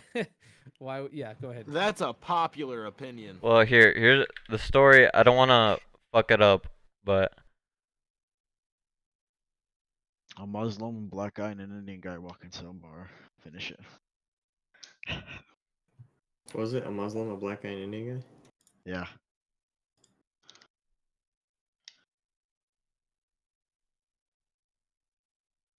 So we're just gonna be here silent. Demi, I'm one game off Gold Nova 2. One game. Well, one of them. I've had like 3 games in a row where I have 30 top rank, dude. Hey, Aiden. That's good. Yes. Dude, the shit you taught me on banana though, they don't know how to counter it, dude. They have no clue what they're doing on it, dude. Like you literally molly it, run up, smoke it like you do, and they'll try and run through it. Like jump on the barrels. Oh, it's at least two I killed, dude. I'm glad you are using it. I'm glad it's working. I need to learn some more lineups though for fucking Mirage, that's for sure. Alright, Hayden. What's up? I still need your help setting up Kovacs. What do you need setting up help with? Remember we discussed like the sensitivity? No. There are too many settings and I feel overwhelmed. I don't know what settings you're talking about. Just read what they All are. the settings. Like, if it's not the sensitivity, then the sensitivity is the only thing that's confusing because it's Unreal Engine that bases it off of, not any specific game. Well, it doesn't matter. I already know how to convert my sensitivity. I just fucking put in my Valorant sensitivity. Boom, I'm done. And I checked it. It's exactly the same. Yeah, because Unreal Engine. Hold on. But I mean the other settings. I'm kind of feeling another comp game. So Dan, is there any like specific GMO case that? Well, they like Monsanto went to India, promised them higher yields, faster growth, cheaper seeds or something, and instead they were like they completely fucked them. I just want What did they do? Is Kobe here? the seeds like Yeah. made Oh, the yeah, soil yeah. infertile, so they could only use Monsanto seeds, and they didn't yield more. They yielded way less, and um, Well, if that's it true, like led that's to like just hundred thousands of farmers up. I'm just trying to find like the. Well, let's suppose that's true. I don't know if it's true or not, but let's suppose it is. How is that a statement about GMOs and not a statement about Monsanto? But those are but that's like the leading GMO manufacturer, and those are like there's only like maybe one or two or three, like couple of companies that work on GMOs. And well, yeah, it's Monsanto. They recently merged with Bayer. So I mean, I don't think that answers the question though, right? Like they're not the only GMO company, and in fact, I think like they got bought out, like, and they're kind of like they No, they even didn't really get bought like out. They bought out a different company. They merged with. They might have gotten bought out by Bayer, but Bayer's like has given has sold medicine with AIDS in it before. I've heard about that. I don't know if it's true either, but It's I've heard yeah, about yeah. that. Yeah. Hey boys, I saved up $25 in points on my credit card. Time to buy a McFlurry. Fucking, that's what I'm saying. Dude. That's $25 more than I accounted for this month. Was it to That's buy right. a flurry? You said. I was talking about it earlier. No, I was talking. Oh, about okay. I thought it was just like a random. Like, no, it's not buy a random. McFlurry. What the fuck? It If that was random and he just knew that that's what that money was it's going to be spent on, that would have been wild. a division of the Even McFlurry. pharmaceutical company Bayer sold millions my of dollars of blood clotting medicine for hemophiliacs, medicine that carried a high risk of transmitting AIDS. Wait, yeah, that might be so. hold on. The medicine caused an increased risk of AIDS, or did it have AIDS? Yeah, in yeah, it? it can cause an increased risk of AIDS. I don't think it had AIDS in it. Oh, I mean, come on, that's a little different, guys. It had HIV contaminated blood products and third world hemophiliacs. In third world. What year was this in? Because if it's in the 80s, I can't blame them. But if this is in like 2005 or something, then yeah, that's kind of crazy. I mean, yeah, there are cases, right? Like in the 80s where there was like, I know in particular one story of like a kid who contracted AIDS because he was a hemophiliac. He regularly got blood transfusions, and they didn't know to check for AIDS in those days. Right. Hold on, Just I just want to sucks, see dude. where Now it you have says AIDS, bro. Fuck. it acted responsibly, ethically, and humanely during the 1980s in selling a blood clotting product that stopped potentially fatal bleeding in hemophiliacs, but was linked to the risk of. Damn, wait, what? Okay, so I thought it actually had HIV in it. Well, I thought I heard that too somewhere, but I never followed up on it. So maybe you're reading a different story. Well, I think that maybe that's what it got like magnified into. That was in 2003. Or like miscommunicated, like you're telling your buddy about it. Yeah, it's possible. But the other thing is, again, it depends on the time, because like Brett was saying, if it happened in the 80s, I mean, we really didn't know much about HIV and AIDS at that point, so you can't blame somebody for. I'm guessing it was probably around that time. Yeah, if that Fire? happened, Wait, what the fuck is this?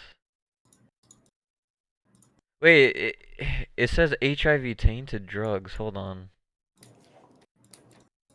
Buyer sold HIV infected drugs. I don't know, man. I just want to know what's bad about GMOs, man. Pretty safe. Or apples.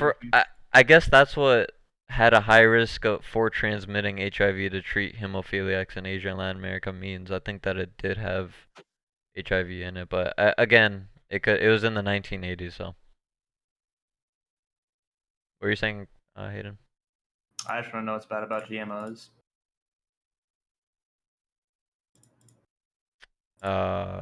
They don't do what they promised to do, like in India when they sold cotton seeds to Indian farmers. Well, I mean, one anecdotal. Not anecdotal. Like that happening. Yeah, it's to a whole country. It's to a whole country of farmers. It's not one case. one case from one company doing it There's and being tens of. shitty. Yeah. Okay, how Well, many so GMO listen, so companies we're do you know of, bro? So we're not okay, How hold on. So many? we're not so we're not saying that like GMO companies can't be foolproof. It's not a particular case that I know a lot about, right? But in principle, right? Like you could say, oh, like GMOs don't deliver on their promises, There or are you one, could say two. like, There's oh, 6. like they're bad for you, right? Like GMOs aren't bad for you. Like they save the world from starvation, and they continue to do so. So I just want to close out this one point because this is what I'm seeing. The German group Bayer and 3 other labs will pay tens of millions of euros to hemophiliacs who accused them of having sold in the 1980s blood products contaminated with HIV. The figure of tens of millions of euros in compensation is not totally wrong. She added Bayer and the US company Baxter are 2 main parties in the agreement. So basically, people who contracted HIV or AIDS sued Bayer. It's unclear if they actually did or not, but even if they did, it was in the 1980s, so I can't even blame them even if they did, unless they were like totally aware, which can't be proved. So And there's a list. If you look up GMO companies, like a list of like 12 or 13. There's like 6 major ones though that are actually. Like, 6 is a lot more than 2, dog. yeah, but 2 big ones, 2 of the regardless biggest. of how many there are, right? It doesn't. And are they all bio like chemical engineers for and companies for war and shit? I know Monsanto and DuPont are. For war? What? But Yeah, then you have to separate the concept of GMOs and the producer of they're GMOs. biochemical weapons manufacturers. What'd you say, Newberg? You have to separate the concept of GMOs and the producers of GMOs. Okay, the concept of GMOs I like. But I mean, there's toxic shit just because it feeds the world. And red meat feeds the world. That shit's fucking carcinogenic. I mean, there's so many things that are carcinogenic. Well, okay, I'm just trying to say GMO's not completely healthy, and I'm just. Nothing is completely healthy, dude. Okay, and Unless I you're, never like, said on it a was. vegan I diet, never dude. said it was. Well, I mean, like there's not really like a good counter for why GMOs are just bad, you know. Well, if they are to be known to be toxic to you, like, okay, so is red meat bad then? Is red meat known to be bad? Like. Well, yes. No, but in his like saying like obviously it's not bad, it's good, but there's toxic elements that aren't good. There's toxic elements in your deodorant that you use, man. Like it's like. And yeah, and I don't have aluminum in my deodorant. And I try to use the healthier deodorants. I mean, shit. You smoke weed, right? Oh. No. Oh, it's a podcast, dog. I don't want to talk about weed right now. There's carcinogens in it, if you were wondering. Okay, no shit. I also fucking smoke vape right now. There's carcinogens. There's worse stuff than that. Well, okay, but you're the one that's saying GMOs are completely healthy and good for you. Like, I'm not saying that. I'm okay, saying well then that's what I am saying. So don't. If you're gonna argue on me, we can argue about that. But I mean, we were saying GMOs are not all bad, and then you came at us with the point. no, I did not say that. No, I never disagreed with you guys saying that. I never said that. I never agreed or disagreed with you guys saying that GMOs aren't all bad. So let me just like synopsize this real quick because we're kind of going all over the place. Do so. GMOs can be bad, I guess. I mean, there's no reason GMOs can't be bad. You can obviously genetically modify anything and make it like poisonous or toxic or whatever. But in the history of GMOs, they have had an immense positive impact on humanity. And to my knowledge, I'm not aware of any like issues with GMOs like plaguing anyone. I mean, I know you mentioned something about Monsanto. Yeah, the Indian farmers. Maybe there was some kind of issue there. I haven't looked into it. I'll look into it. But if that was true, that's an issue with Monsanto, like causing some kind of disaster. That's not something we can pin on. It's not something we should pin on GMOs because it doesn't make sense to. No, I agree, but just the people that are at the top of GMO manufacturing and what gets implemented into what we eat are those companies. That's why, but I agree though for the most part. I'll take out the sweater. I'm burning up. It's kind of hot today for fucking. You were listing. We swung off into GMOs, but you were listing a list, and you listed GMOs as one of them, and we sprung off into that. But I forgot why you were listing a bunch of different stuff. I think it was Demi or Brad. I just saw Demi's nipples. Oh, look who came back after an hour. I've been back for the last like 15 minutes. I just don't speak on a lot about what I don't know. I checked up on you a couple times. You weren't there. Oh, maybe not 15 minutes. I've been back like 5 to 10. Well, you're a bastard, Harry. I had an emergency. I'm sorry. You're good. You're good.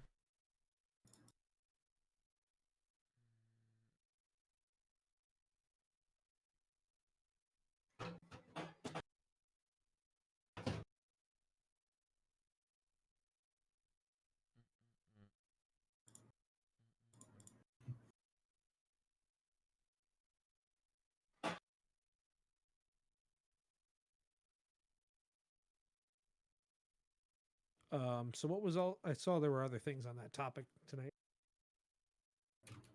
Your message to us? Yeah. What do you guys think about like network? Like, so apparently CBS made a pledge recently, a diversity pledge that 50% of the people that use on their shows and stuff are gonna be black no matter what. 50%. Yeah. 50% for 13%, huh? That's very racist of them. Yeah, it's very racist of them, and it goes against the idea that any industry should be a meritocracy, or that any position should just be based on merit and not based on the color of their skin. 50% for 13%, by the way. That's true. I, for one, will refuse to watch a racist news network. Who did you say it was? CBS. CBS? Alright, I'm not watching the racist CBS. Yeah. What I can 100%. tell you is that CBS shows in general, I mean, most, I would say, major network shows are just bad. Fox, CBS, NBC. I mean, they're just bad. I think the figure of 50% is completely arbitrary. I'll throw this into the ring today because this is something near and dear to me because I'm an NFL fan. The NFL has said that if NFL teams hire minority head coach or minority general manager positions in this upcoming offseason, then they will give them 2 extra third-round picks in the next 2 years. Oh, shot. What the hell? Yeah. It should be based on merit, just like CBS. It 100% should be based on merit, It's very man. racist. It's very racist, without a doubt. And I understand, right? Like there are currently 2 black NFL head coaches, and if there's someone out there who says there should be more, then that's fine. But there is already the Rooney Rule, which I mean we can talk about. I don't whatever. I won't get into all the particulars here. But the reality is that if you look at like the top like 10 quarterbacks in the NFL, right, and like by what they're paid, I mean they're all minorities, right? So it's like I don't know like why there's like such a idea that like the NFL is like racist and they don't like, they're not inclusive. Like I just hate that narrative so much because I mean, they're if anything like overly inclusive. I mean, they go to like great lengths to like they run ads like on every single game trying to show how inclusive they are. And honestly, it does feel phony, but it's just like I don't understand at all what that is trying to prove. Oh yeah, if you hire somebody who is the right skin color, you get extra draft picks for 2 years. I mean, that's just Yeah. it's an abomination, and it's very racist. So. Well, it's I think it's what are you saying, Kobe? I said that's fucking wild. Yeah, I think it's an effect By the way, of you media. guys know what the Rooney Rule is, right? The Rooney? Familiar with the Rooney Rule in the NFL? No. So this is something that's been in the league for like 50 years. I won't comment on it because like honestly like I don't want to go on the record on something like that, but just to say I think it's implicit what my opinion would be. But the Rooney Rule states that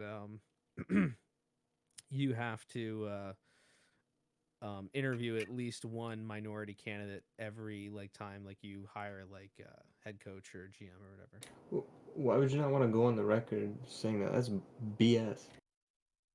Yeah. Because if you like, I don't know, if you like say that like in any like circle, like in terms of like NFL sportscasting or whatever, it's like you know you're a racist and you're like ostracized. I don't know. Well, I mean, just flip it It's on like them. They're obviously the I racists, know. right? This is one of the reasons why, like, I mean, I for a long time aspired to go into sports journalism or whatever, and it's just like you flip on ESPN these days, and it's just like people crying over like who like it's just playing identity politics and everything. It's a real shame. And granted, that's like every industry, but it's just like for whatever reason, sports has like become the platform to really commiserate about these things, and I'm not. I don't know. I really. I think if your goal is to have more, minority head coaches and general managers, then you can encourage that and not have to like incentivize it like that. Like that's so. Anyway. No, yeah, I Why? agree. Why? Okay, you said if your goal is to have more minor, why should that be a goal in the first place? That's such a racist goal. Yeah, you're right.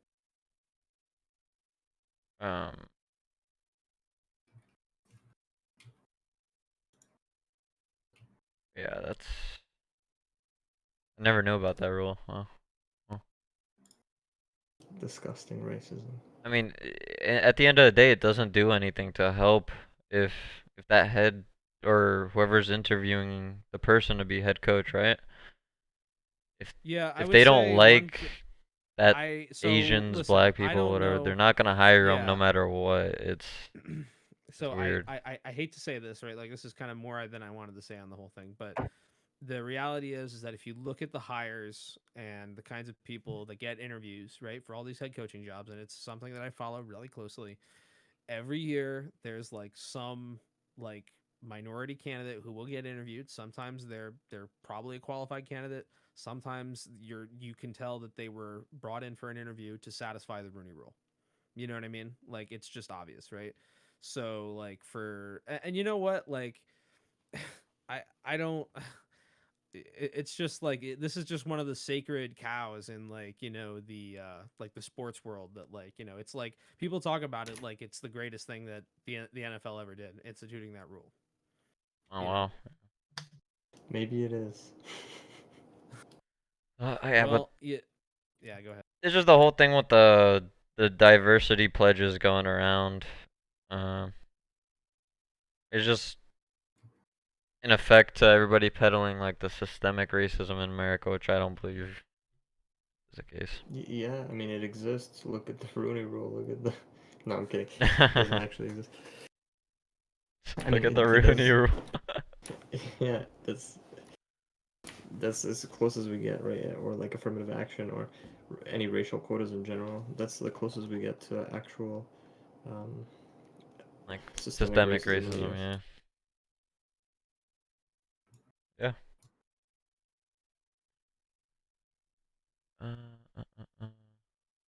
Gotta go to bathroom.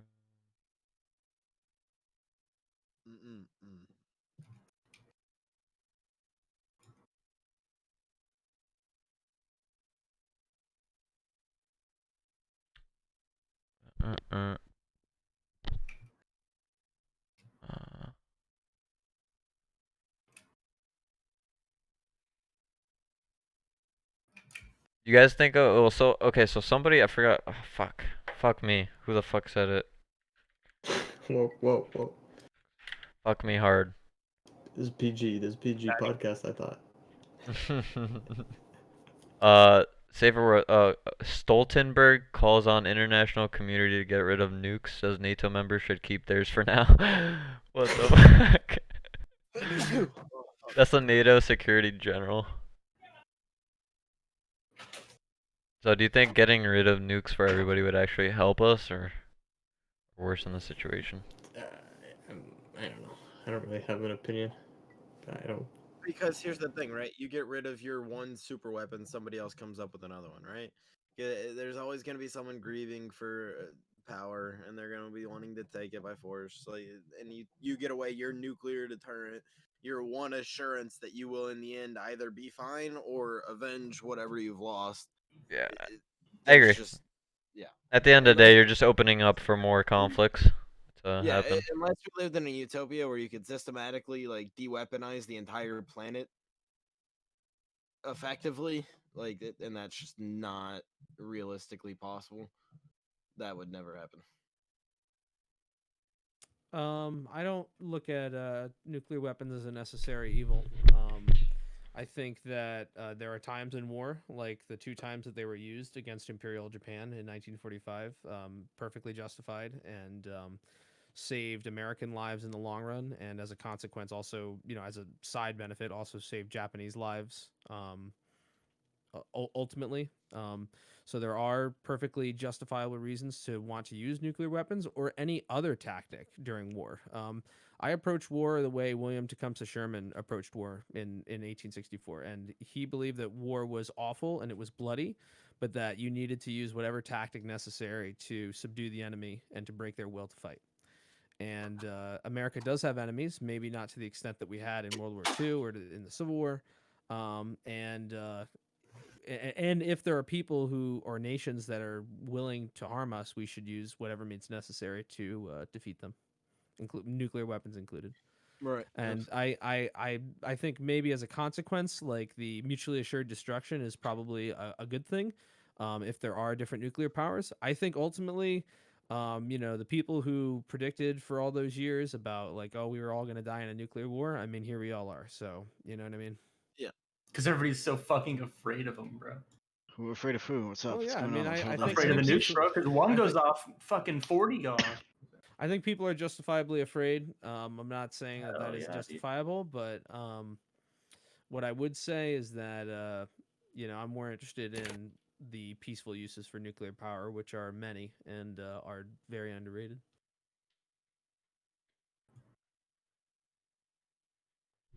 I agree. I think the issue with nukes and weapons of that destructive, power, the cat's out of the bag.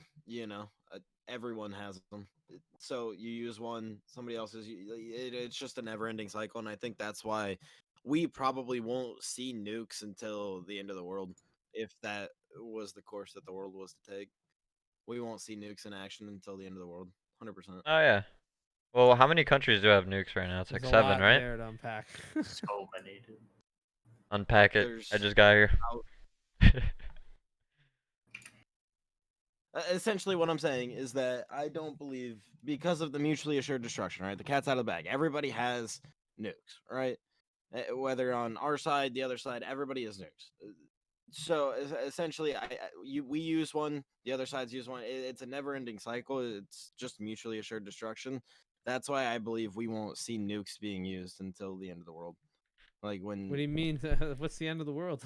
I'm so well, confused about that. well, part. because by end of the world, he means like it only. How many nuclear explosions does it take to end world as we know it? It's like six. It's like 60, I think. I think it's like 60. What? It's higher than that. Guys, why are we even talking about that? Like, why would that happen? Oh well, he just. Well, No, it's that's like doomsday. It's like a if we all go to war with another nuclear power, right? And we nuke one. It's so far fetched, obviously, but we're just speculating, right? That's mutually assured destruction. That's like. It's a possibility. That's like, why if, it's a possibility, yeah, of course, but it's. I predict, and I could be wrong in this, but I think all signs point to the next time we see nukes used in action, it will be the last time that they are ever used, because nobody else will be able to nobody will survive. I mean, it's just Because we nuke one country, they nuke us back. We I don't do think even there's more anything- nukes. I don't think there's any reason to believe that this is anything more than an irrational fear about nuclear. It is. That's what it. No, it's like a conspiracy. It's we're just that's like theorizing, conspiracy theorizing. You know. I think you're reading literally Eddie Bravoing. We're Eddie Bravoing, but at the same time, though, that is kind of what's stopping a lot of conflicts from going down. I feel like is the mutually assured destruction. Listen to my statement. I don't disagree with. All I'm saying is the next time we see nukes used will be when everybody uses nukes, and we won't survive that. But I Yeah, don't the think that'll last ever biggest happen. war. Is that an option? If I don't think that'll ever happen. Yeah, that's 100% an option. What? That's like. And it's impossible that will never happen. That's the most possible option. Literally, all I'm saying Yeah, is yeah. that Okay. keyword, if we ever use nukes again, it would be the last time anyone ever uses nukes. It would just be the end of the world. You don't. So you believe that there's a possibility that we use a nuke and everybody's fine. Yeah. No way. Well, I not no. everybody. Vice Like, I mean, versa. clearly, a lot of people will die. I mean, without a doubt. But I don't know that it will necessarily be like, oh, like a global like thing that we'll never recover from, and it'll be the extinction of the human species. I don't believe human beings will ever go extinct. It's Not I don't believe even the heat death of the universe is enough to end human Humans? beings. What's up? What y'all up to? How y'all doing? I want to say I discussing agree end with you, times. but the very few amount of Freaking warheads Chibo. that it would take to destroy the planet is, let's see. It's 60, I think. No, I think it's higher. That's a little. Guys, 60 is like, I mean, what are we even talking about? Like, who cares? Like, it's not gonna happen. It's probably like Yeah, but think like on if an you hit the individual vital spots of the Earth, it could be like probably like 10 nukes. What are the vital spots of the Earth? I mean, usually Like they one giant they nuke, right? nuke a couple of spots, and How big, the fallout of the nuclear radiation and everything that will cause will literally kill life.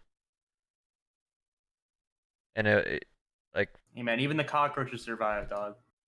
it's like where like the oceans, like the ocean waves and shit, best paths. I can't explain it right, but do you guys get what I'm saying or no? I zoned out. I'm looking. I know what you mean, but Brad is right. Like, first of all, why would it happen? Well, But that's not. we'll say we run out of resources or something. Well, if we're just talking like in a hypothetical, like how many nukes would it take to blow up the? Too much into this. It's a hypothetical. Like this probably will never, most likely, ever happen. But if it were to happen, I think the next nuke we ever see used would be. Well, that's like asking why do any conflicts happen? Like, conflict can occur and it could be devastating. Right, but ultimately people have like a will to survive, right? They don't want to destroy the, like, you're not going to launch a nuke at someone if you are positive they're going to fire back, right? Yeah, yeah. Well, that's the argument, right? That's Of the mutual, exact yeah. thing. We're literally agreeing. All I'm saying is that I just want to know how many nukes it is to blow up the Earth, basically to end it. Is it? Are you sure? But by what standard? Like, nukes are not just like one size fits all or whatever. They're different Yeah, we're sizes. talking about the Tsar Bomba. We're talking about. That's why there's a stat on it, man. Fuck, where is it? Well, how I mean, like, many there's atom so many different bombs sizes of them, do? dude. Oh, atom. That's like the least powerful. What was a neutron bomb or some shit? I thought hydrogen was one of the more powerful. Oh, that's... Jimmy Neutron? That guy would probably blow up the world, man. Got a big brain. Like to end life. How many, man? To end a life, man? I don't know. Jimmy Neutron was the best anime I ever watched. That was a sick comment, dude. Almost 9,000 would eradicate. Where is it?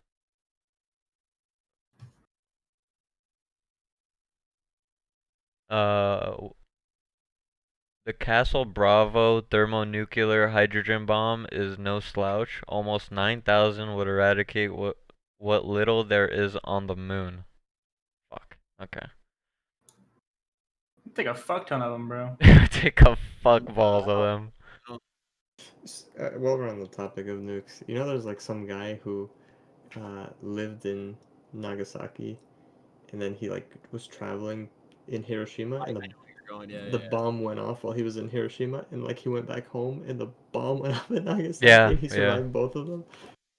What a guy, dude. I heard about that. How Yeah. pissed do you think he is?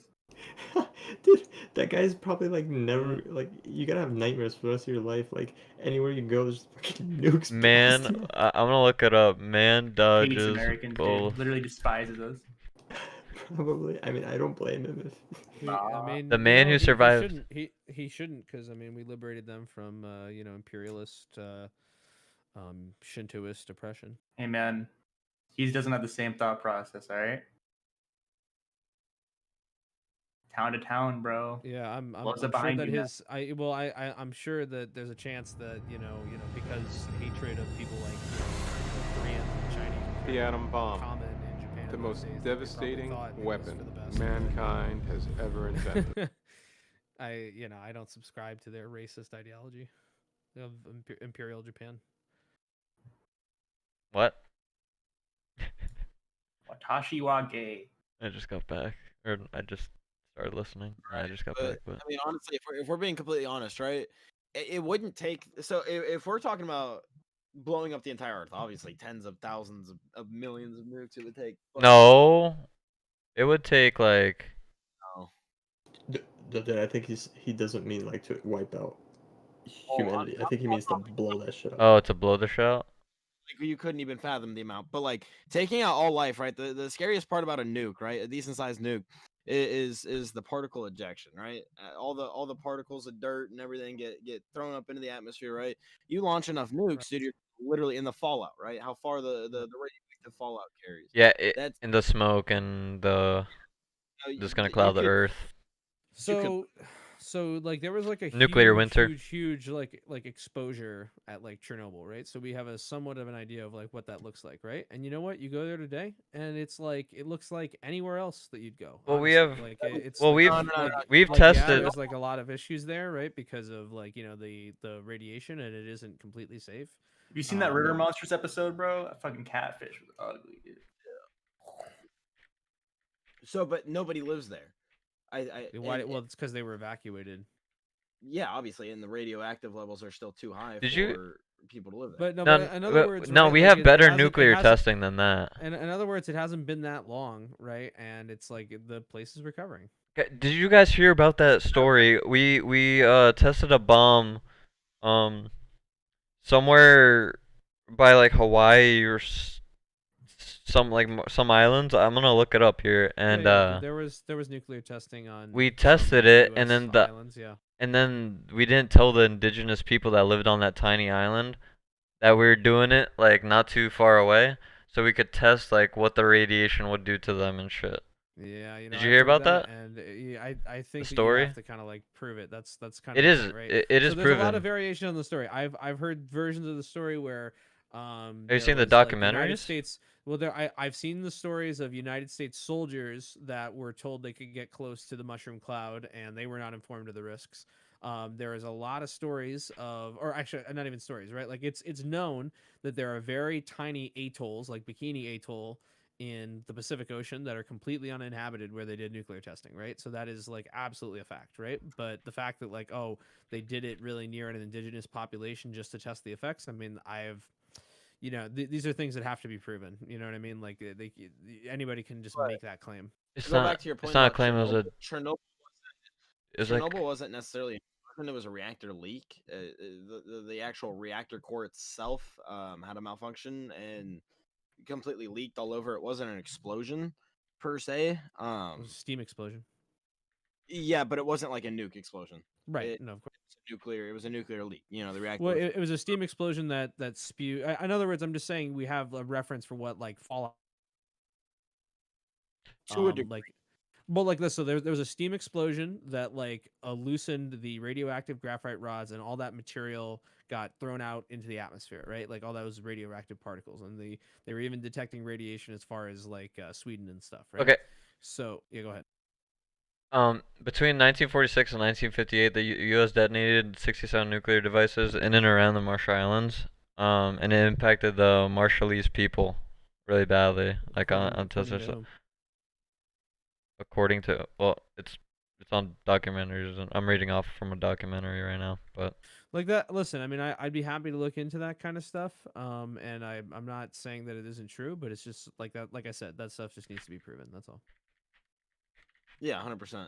But I really the worst thing about nukes is just the fallout, the nuclear winter. You know, and I think that that's probably the scariest part. Realistically, no, not all life will be wiped out, but I think that we have more than enough nukes to completely, functionally wipe out society. Obviously, that will never happen. That's not what I'm arguing. That's highly, highly, highly improbable.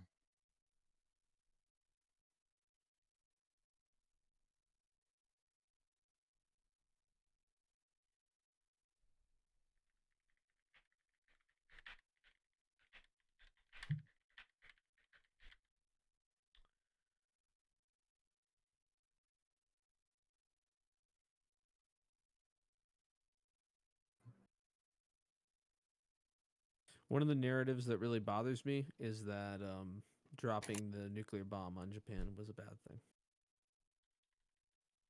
I don't believe it was a bad thing. Oh yeah, we all agree.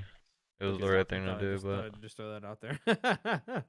Like, fucked. and like I said, back then I think that was a good show of power, you know. But once the cat's out of the bag, you know, you lose the trick of yours. Like everybody has it. I don't know. It's just kind of. Well, it's because the Russians stole it from us, actually. Motherfuckers, bro. Suka bliat. Suka bliat. Full should be.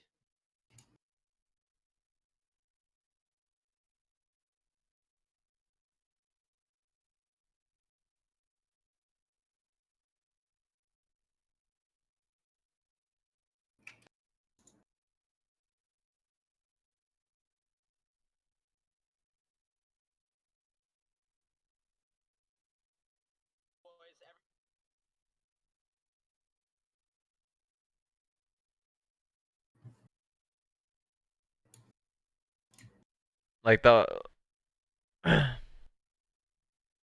like the Marshall Islands, they've been occupied by humans since the Micronesians, but it was a testing site for America, so I mean they basically just got fucked, you know.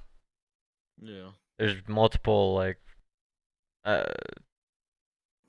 well I was gonna say legal battles, but I have to. The claim also was that they were like, you know, they intentionally detonated it near them to like test the results. You know what I mean? And that's like another claim. And like the soil and stuff. There's no, yeah, Listen, that's a claim. What Yeah, I that will is the say claim. though is that like there are And a lot of atolls in the Pacific Ocean that are even barely above sea level, right?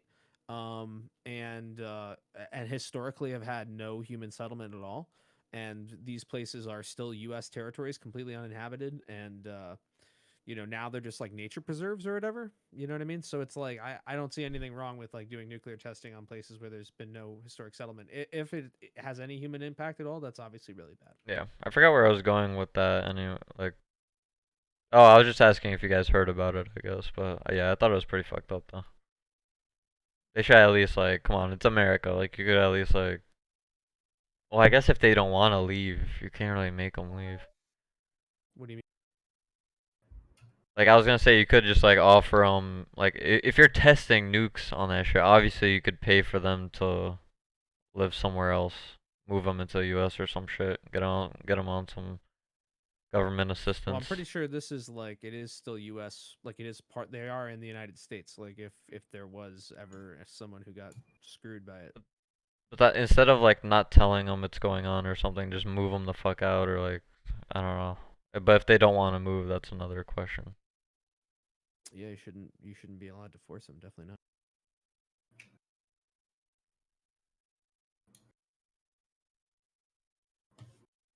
That's crazy, dude. Just nukes in general, just insane. Just looking at a picture of it, it's wild.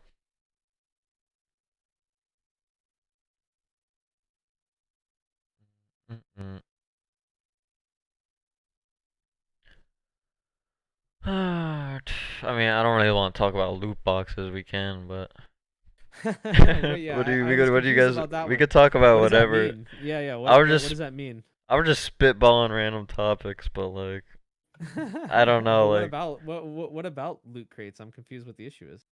there's just a debate on whether they should just be allowed or not. And I just feel like, Of course, they should be allowed. just America. Yeah, I'm confused. We're always gonna find some way of making like a loot box. You know, there's always gonna be some way of it. It's an extra way for No matter. companies to make currency outside of the price. Are they? It's like a wait, so gambling thing. That's what they're saying. Are they actually serious that loot boxes should be what, like illegal, or people? Yeah, like they actually pick banned up them in seriously certain saying- European countries and Oh stuff, my like Belgium God, and stuff. That's ridiculous. That's ridiculous. Because it's like they I mean, say there it's are like guys, but illegal. it's hard to control the underage aspect of it. Like if somebody's, Yeah, 100%. But there also should be like something in place. Like these loot boxes shouldn't be allowed to just scam people. Like if they say there's a 25, if they say there's a certain percent chance you can get this, and it's knowably lower than that percent, there should be some way to find that out. Yeah, I agree with Percentages are percentages, but yeah, no, I agree with you. What do you mean the percent? They could be skewed or like manipulated? I mean, yeah, if you can prove, but like again, if you have a 3% chance, right, and you roll 1,000 times, and you only get it once, it's still a 3% chance. You have a 3% chance on every roll. Chloe, what are you doing? Stop yelling at me. Say that again. You I have a did. It wasn't because 3% of Chloe, chance. but I literally just blanked out because I'm stoned. It's hard to with stuff like that. Like on CS:GO, for example, you have a certain percent chance to roll everything, but every time you roll, it's the same chance. So there's no, I don't know. It's hard to explain how percentages and like stat. I don't know if anybody's like understanding what I'm trying to say. It just. Okay, cool. I'm just bad. I don't know. I'm bad on the subject. Well, no, I might not be explaining. I'm probably not explaining it right, but yes, Chloe. For attention, bro. Come on, man. Like, Is there any way to like stop companies from scamming people with loot boxes? Like if they were? Yeah, 100%. If you can prove it, then you sue them because it's a breach of contract. Yeah. How would you be able to prove it though? It's fraud, rather. It's fraud. If you if you're able to prove it. And you can prove it like statistically if you. I mean, obviously, if you do 10 samples, that's not enough proof. But if you do something like 10,000. Yeah, 10,000 or 100,000 samples. You don't get one fucking knife, bro. I'm suing you, bro. I want people to do that with this. Like, there's this new thing like a Robet everyone's playing, and it's like it's on. Yeah, it's been really like commercialized. Yeah, Steve will do it. I was one of the people. Yeah, they just did it. I saw that on that, but I followed this streamer for like since I first got into like Twitch and streaming. He was a college streamer. Now all he does is his Robet shit. Well, who remembers the old CS:GO T Martin scandals and Dragon Lord scandals? So what was that scandal? I don't remember that. I don't know what you're talking about. T Martin was a YouTuber, and he essentially made his own gambling site, but would record videos on the site, rigging games for himself without telling anybody that he was the owner of the site. Yeah, I know that one. You get really high, like hundreds of thousands of dollars. He had a really funny apology video. Oh, it's such a funny one. That's crazy, dude. So, Phantom so Lord do you did this, like, think? so many people did the same thing? Hey, what are you yelling? And these people post. She wants to say something. She wants to contribute to the discussion. Yeah, get her in on loot this. boxes too, man.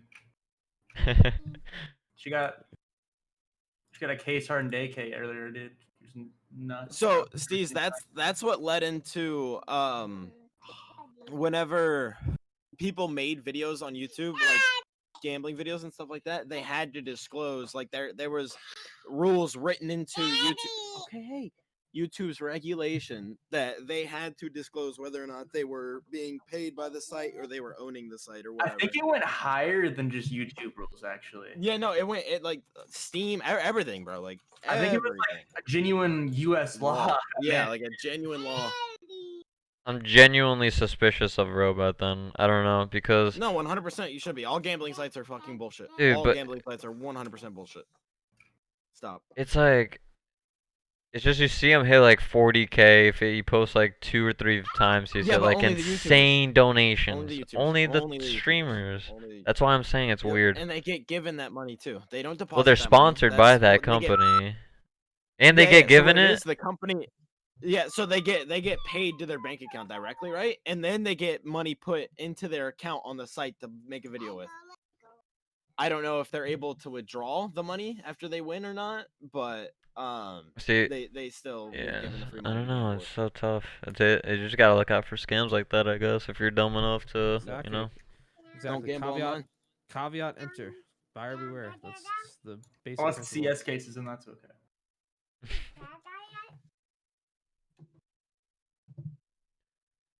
I'm What was this? curating. Sorry, it's off topic. You're so good. you Yeah, go go ahead. ahead. No, oh, go ahead. We're talking about loot boxes. I could give two fucks what we're talking about. I'm curating 260 videos from Shadow Play for my CS:GO clips folder Jesus since Christ. 2019. Bro, Because I'm Jimmy, trying speaking to. of CS clips, I gotta show you one in a second. Curating? Well, I'm like going through and picking good ones so that I can make a video. That's lit. Best of, bro. I want to see you flick some heads. Oh, And then you'll see put it. the amount of like hours you have, and then multiply it by like 5, and say, what does XXXX look like in CS:GO! Exclamation point! Okay. It'll work. Aurora does it all the time. Bro, Claudia's about to make like $100 from all this commissional art she's doing this week. How much? Open off. Like $100. Let's go. Couple days of work. Telling you, once she gets decently big, the big money's coming in the reprints. She makes like a couple of good art pieces. Signs a Reprints. couple of them. The reprints, yeah. Yeah, I want to make her a website. Fuck. Oh, Demi. That's me. It is? Oh. What? What'd you say? Because I showed you like the different girls and stuff that I know that are like that are literally like huge off art online. Like obviously there's sexual aspects to them, but the products that they sell themselves have nothing to do with like sexuality. In terms of like, obviously it's for girls, the people that they're marketing, the people that I'm talking about are marketing to, but in terms of like horniness or like sexualness. That was a nice clip. Like the products themselves are pretty good. I don't know, man. You just make it, being an online influencer, you make so much goddamn money. Yep. Especially There's literally if you this. diversify There's literally people streams, just dude. living in Las Vegas like penthouses and shit. Like Off of that. If Claudia ever gets big on her art channel, right, then I'll make a gaming channel and advertise that, and her gaming channel will get big, and then we'll make a vlog channel and we'll advertise that, right? Then we'll do Twitch streams in our off time, and then we'll have merch and we'll have sponsors, and like it's just so many different income streams. It's crazy, man. That's like a snowball effect. Oh, 100%. Just gotta do it right.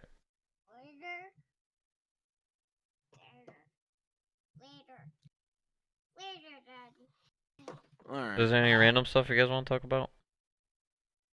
Any Kids random new are shit? Annoying.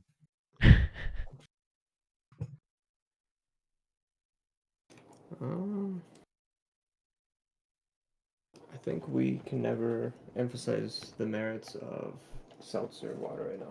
Totally. Oh, Jesus Christ, shut up, bro. You and your fucking seltzer water, dude. Right? Fuck. I think seltzer water is just flavorless soda, essentially.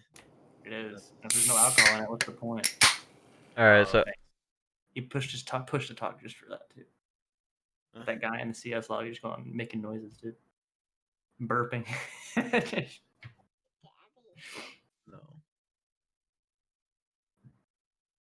Stop, you're gonna break it. You're gonna break it.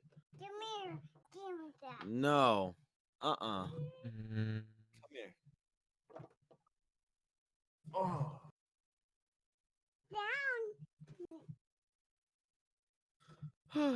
you guys see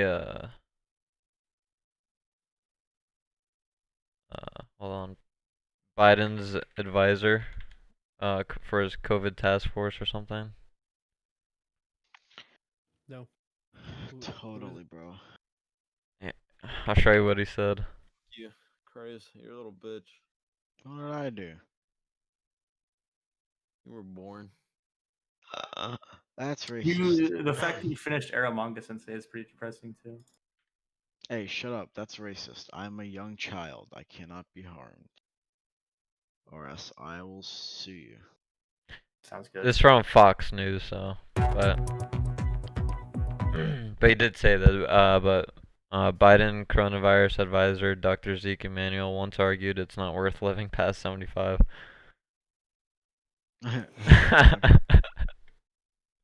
Well, is he wrong? Kidding. It's so serious. Is he wrong though? It's just funny What because do you then mean he's not wrong? Biden isn't Biden like 75 or something? Yeah, he's like around there, dude. He's like 77, isn't he? He's gonna turn 78 in like a week or two. Oh shit. Yep. I mean, he's senile, so it makes sense. I mean, yeah, it's just something stupid to laugh about. I don't think it's particularly like a big deal. It's just funny.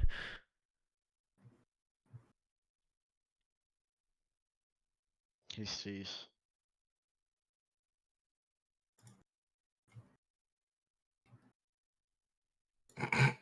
Yeah, fuck you. Hasties. Yeah, I did the same thing, dude. I wouldn't. He doesn't exist. Hasties, All right, bro. bro. I don't want to be in an NW2 fucking search and destroy lobby, bro. Relax, dude.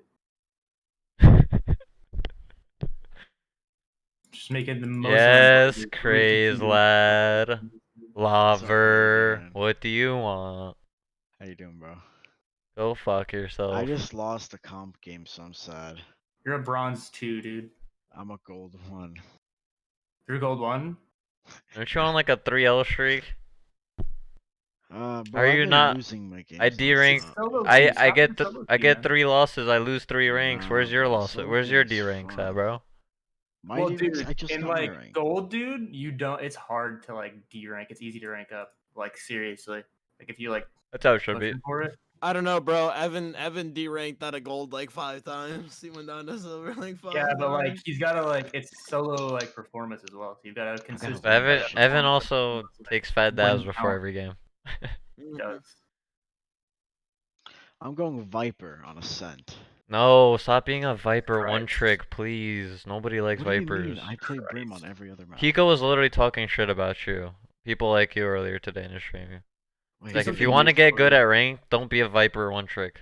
Why Literally. can't I? I'm not a Viper 1 trick. Why can't I play Viper in general? Viper is dog. She's literally one of the. I think she is the worst character in the game. Same thing with Breach. Breach is good, but he's dog in our ELO and our solo queue methods. He's dog shit. So you're gonna have a bad time. You gotta work around people to have. Try to Viper? go more meta Nah, characters. Let me explain. I'm a Brim main, but for Ascent, I Okay. calculated it, and I believe that Viper I wanna is better only for Ascent. I wanna rephrase. No, I wanna rephrase. You can play Viper and you can have fun, but I just wouldn't expect to like actually go up in rank. Yeah, you can have. There's fun. You nothing can enjoy wrong. it, There's but, like, nothing wrong with playing Viper, but like.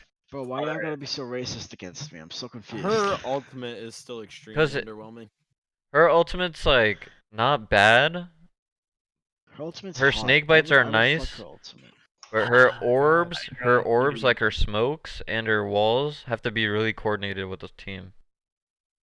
Bro, I don't know what you're going on about. Coordinated? Nah, bro. And all I gotta can do is yeet this and with shit. everybody's utility, it's easier to counter Vipers ult nowadays. You could throw nades in there. You could molly. You could even flash and everything. So you're trying to rank up while you're yeeting this shit, as you say? Sometimes. Bro, that's easy. He's playing characters that require coordination while he's solo queuing. It's just Shut up. It's I don't know. Guys, stop bullying me. I'm It's not even that they just require coordination, but They it's just, just the like- way they play out. Yeah.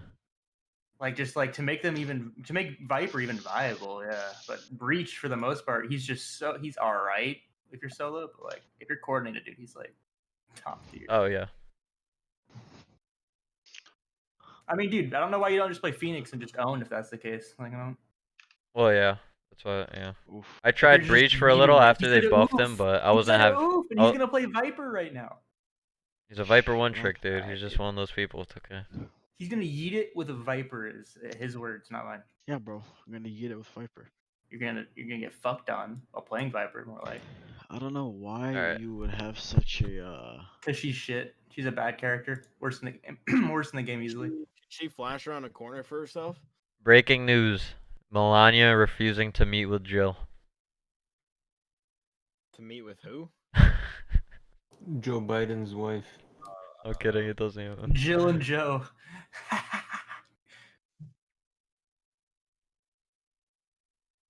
JJ. Woman pose as FBI agent to get a free Chick-fil-A meal. Hell yeah, dude. I'd do similar. It's definitely worth the years in prison for sure, dude. Shit's clutch. And they said when the cop showed up, she was still being like really stubborn about it, and saying she was like an FBI federal agent and shit. I'll get some Wait, Chick-fil-A at that point, tenders. I would say at that point, your only hope is to try to talk your way out of it. Yeah, you so know? you're kind of like in a corner, dude. You give up, you're getting the same charges if you tried. Yeah. Yeah, exactly. Maybe not, but I mean, fuck, dude. It's gonna suck if you. Fuck. If you. It's like you're don't get already away with it, caught. You might as well bro, just yeah. like. Might as well, man. You could just like you just be like, Give up. yeah, I'm just really hungry. I just want food or something. I don't know. I go down swinging, bro. I mean, fuck. What are 5 more years in a 20-year sentence? You know what I'm saying? Yeah, literally.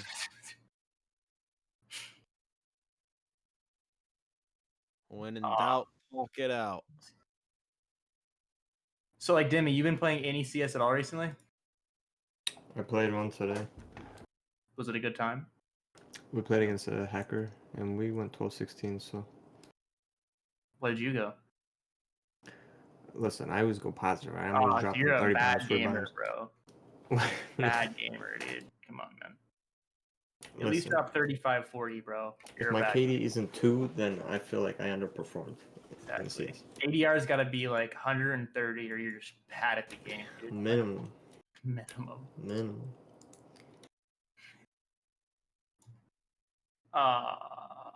Hayden, have you played on the new map on Apex? Apex? No. I thought you were going to say fucking Valorant, and I did, and it's horrible. Oh, the new map on Valorant? Yeah, I agree. But I don't no, know why they Apex. just keep pooping out bad maps. It's kind of crazy. Yeah, it's interesting, right?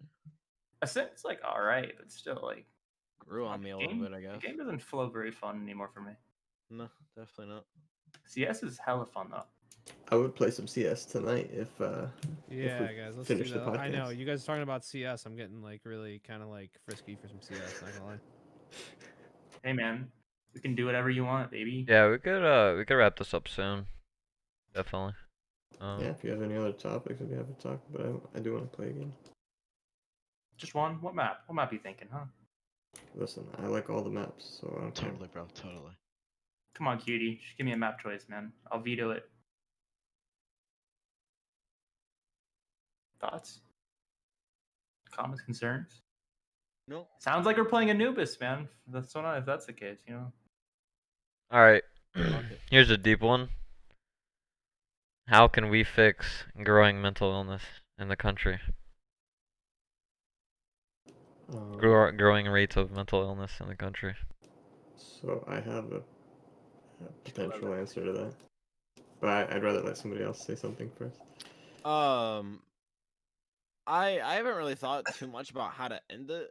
I think There's no way to actually end it, but greatly reduce it is a better way to say it. I mean, it's Demi. I want to hear you go. I don't know. So, I actually read a book from it's a really weird book. It's called the Unabomber Manifesto. Oh yeah, no, I've actually read that entire. Yeah, Hayden's talked to me about the Unabomber before.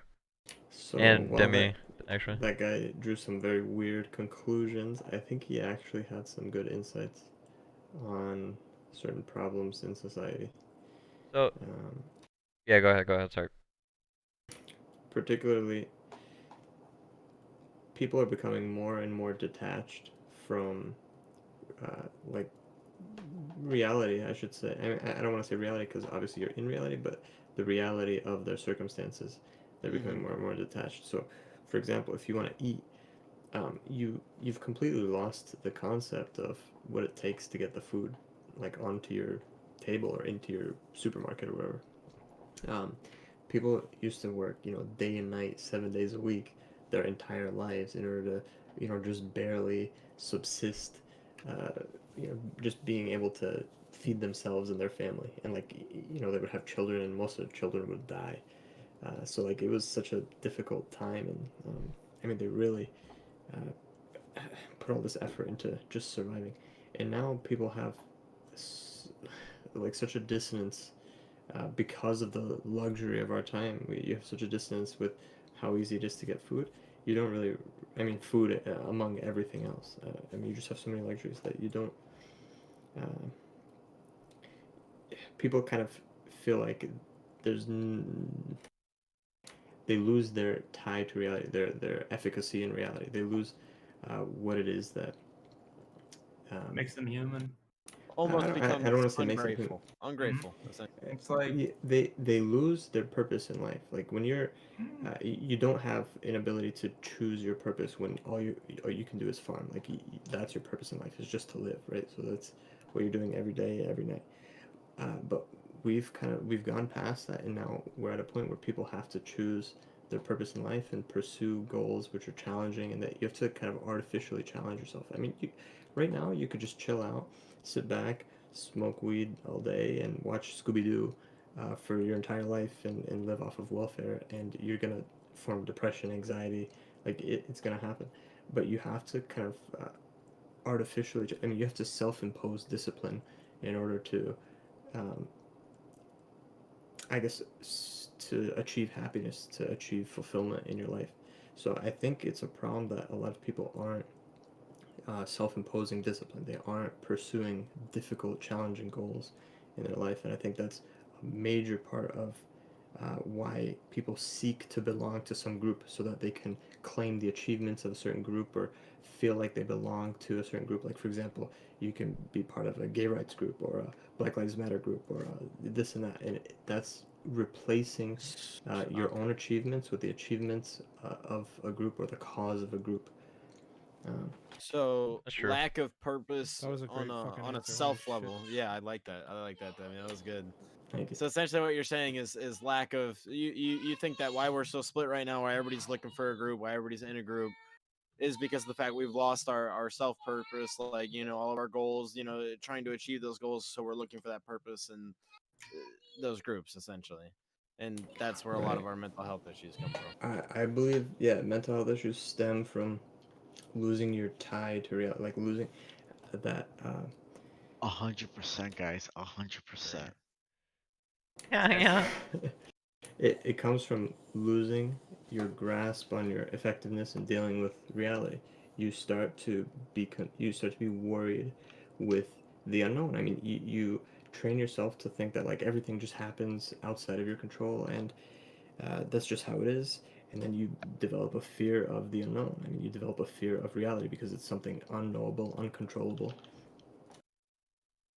So you have to I take agree. steps to develop your self-esteem and your confidence and your efficacy in reality.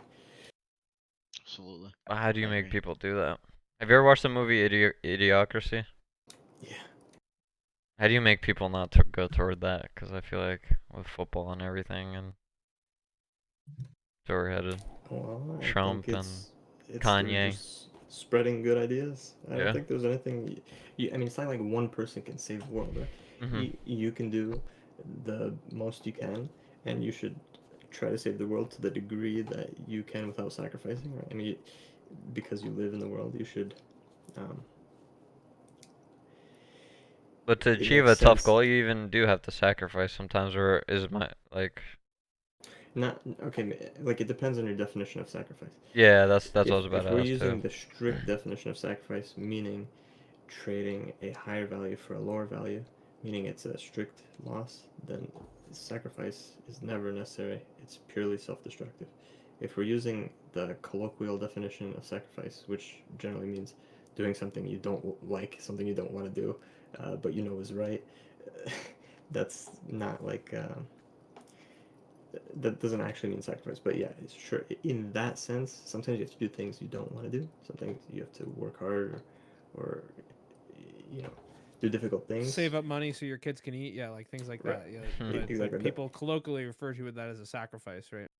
Okay. Right. Yeah. It's absolutely not a sacrifice. But just to circle back and answer the initial question, what can we do? I mean, all I can do is spread ideas. All Brad can do is spread ideas. All you can do is spread ideas, and seek to live the happiest life you can and lead by example. I think that's the most one person can be. That's good. That's really general too. So that's good. It covers a lot of stuff. Hmm. Yeah. I think a lot of it stems from drug usage too, but again, that could be solved with what you just said. Well, I think drug If use it's is again like symptomatic of the problems Yeah. that he's talking yeah, about. yep, Yeah, exactly, 100%. yeah. No, that's all I'm saying. It's so general. I can't even go into a different like I was a aspect. crack baby, bro. I grew up around crackheads, man. Really? Oh yeah, oh yeah. Up until probably I was 13 years old. Damn.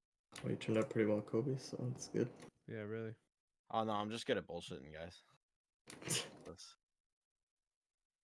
What did he say? Fuck. I thought you said you grew up around crackheads. Not. What did you say? Your family's Yeah, crackheads? I was a crack baby. Like, Oh, crack yeah, baby. my mom was on meth and crack.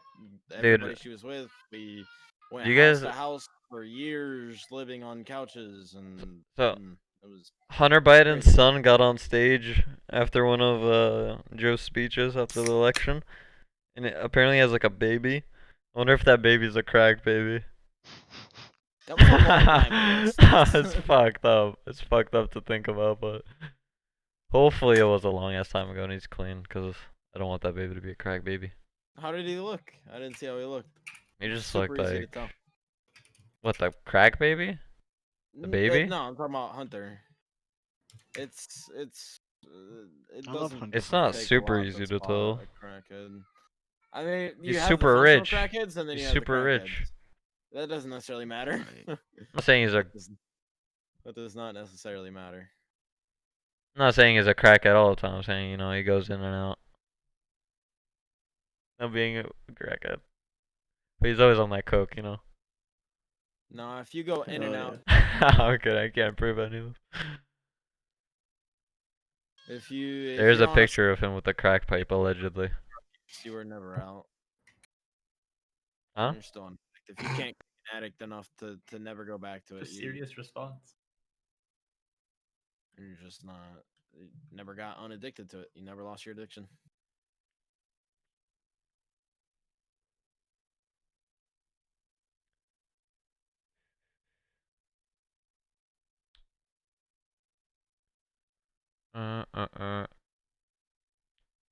Why the fuck do I have 12 Vatican FPS? report blames. What are you playing?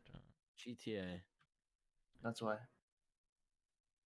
No, my games never look like this. Holy fuck, it looks like I'm playing on a 30 hertz monitor, dude. 30 hertz. What the fuck is it? Does that exist? No. I mean, probably, but you can't buy them. Really fucking old, dude. 30 FPS? Yeah, that used to be the standard. I think it Like might be hertz? some It's CS still time, standard for boys. movies. Yeah? Yeah, but we're Yeah. talking like monitor wise, not like television. Probably, I don't know. That's what I'm saying, dude. No, but was seriously, a you guys good- should clip off Dimmy's answer to that last question, because that shit was fucking like that should be expanded. out. I'll literally, like, can I post that on my YouTube or some shit? Like, fuck. Oh, please feel free. It's all Jeez. yours. That shit, oh fuck, I hope it goes viral. I'm not capping. People deserve to hear that. But, yeah. Well, that's like from the manifesto, dude. A lot of people have read it. Well, in the manifesto, he talks about how people seek to belong in groups, and that stems from the easiness that their lives are. But then from that, he drew the conclusion that we should withdraw from society and like destroy the luxuries. That Yeah. He's like he completely did not see the point that we have to seek to replace, you know, the purposes that we had in our life with our own purposes. I don't know why He you was just think kinda- Instead of just kinda crazy, instead dude. of destroy the luxuries, yeah, that's a very extremist view. Holy shit, that's a very Yeah. narrow-minded view. I think that is. Go You back know- to the old ways instead of adapting to the new ways. You know what I think is gonna end up? He But had the like new a ways mean dark. that like human beings don't die. You know what I mean? Like, I mean, before, you know, industrialization, before all this beautiful stuff, I mean, 50% of all children roughly died in childbirth. I mean, or you know, very few reached adulthood. I mean, this is like a very beautiful thing that like we have come out of that age and like we can raise our children and not have to worry about them dying. Yeah, everyone know? says life sucks, but we're literally living in like the best times We're living ever. in the best time in human history, yeah, without a doubt. I see that And on that's the not Joe to say Rogan that, like, podcast. you know, Sometimes he says there aren't that. serious issues. But our serious issues are much different than what serious issues used to be. Yeah, I mean, and there still is issues. Like, isn't there more slavery than there ever was too? No. Yeah, there's more. Yeah, that's. I Pretty mean, I sure guess that's it There are depends on factual. more what you do. slaves than there's ever been because there's like, you know, a huge sex Like slave Middle industry, Eastern and shit. There's or an illegal sex trade, and 7.5 there's more million people people. than. But there's also magnitudes more people than there's Oh, ever that's been, also right? So true. that's, Magnitudes of people. Yeah, shit ton. Yeah. All right. I didn't think about that. I'm sad I didn't put that I will aspect be into I perspective. will be right back, but I hope we can play some CS. Oh yeah, I definitely. guess I don't really I haven't looked too much into the sex rings. I guess I don't really know how big those were. Yeah, but even without that, like the people who build like the buildings in Qatar and all those Middle Eastern rich countries, they're like, I'm pretty sure they use slave labor for like most of it. It's like really big in the Middle East. Well, I've seen a couple documentaries by like valid sources too, not just some random fucking dude in his basement making like random shit. I don't know. But either way, I'm gonna wrap it up there. It was a good podcast for considering. Well, we talked about election, but that's really like the craziest thing going on right now. In Corona. But we talk about coronavirus like Can't wait to every see where this podcast. stuff leads, man. I'm just so curious. I just want to watch. You know? Yeah, I don't it's even really crazy. care either way. We're definitely about to witness history. Some crazy Some shit's going fucking down. Some shakeups are happening in the Department of Defense and the Pentagon, everything. So, yeah, just gotta keep an eye out. Hopefully, nothing crazy. Great. But yeah, either way, boys. What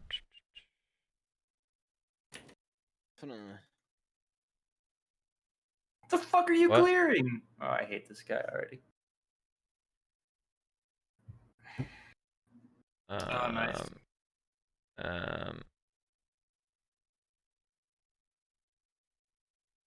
Alright, but yeah, I'm gonna restart the stream then.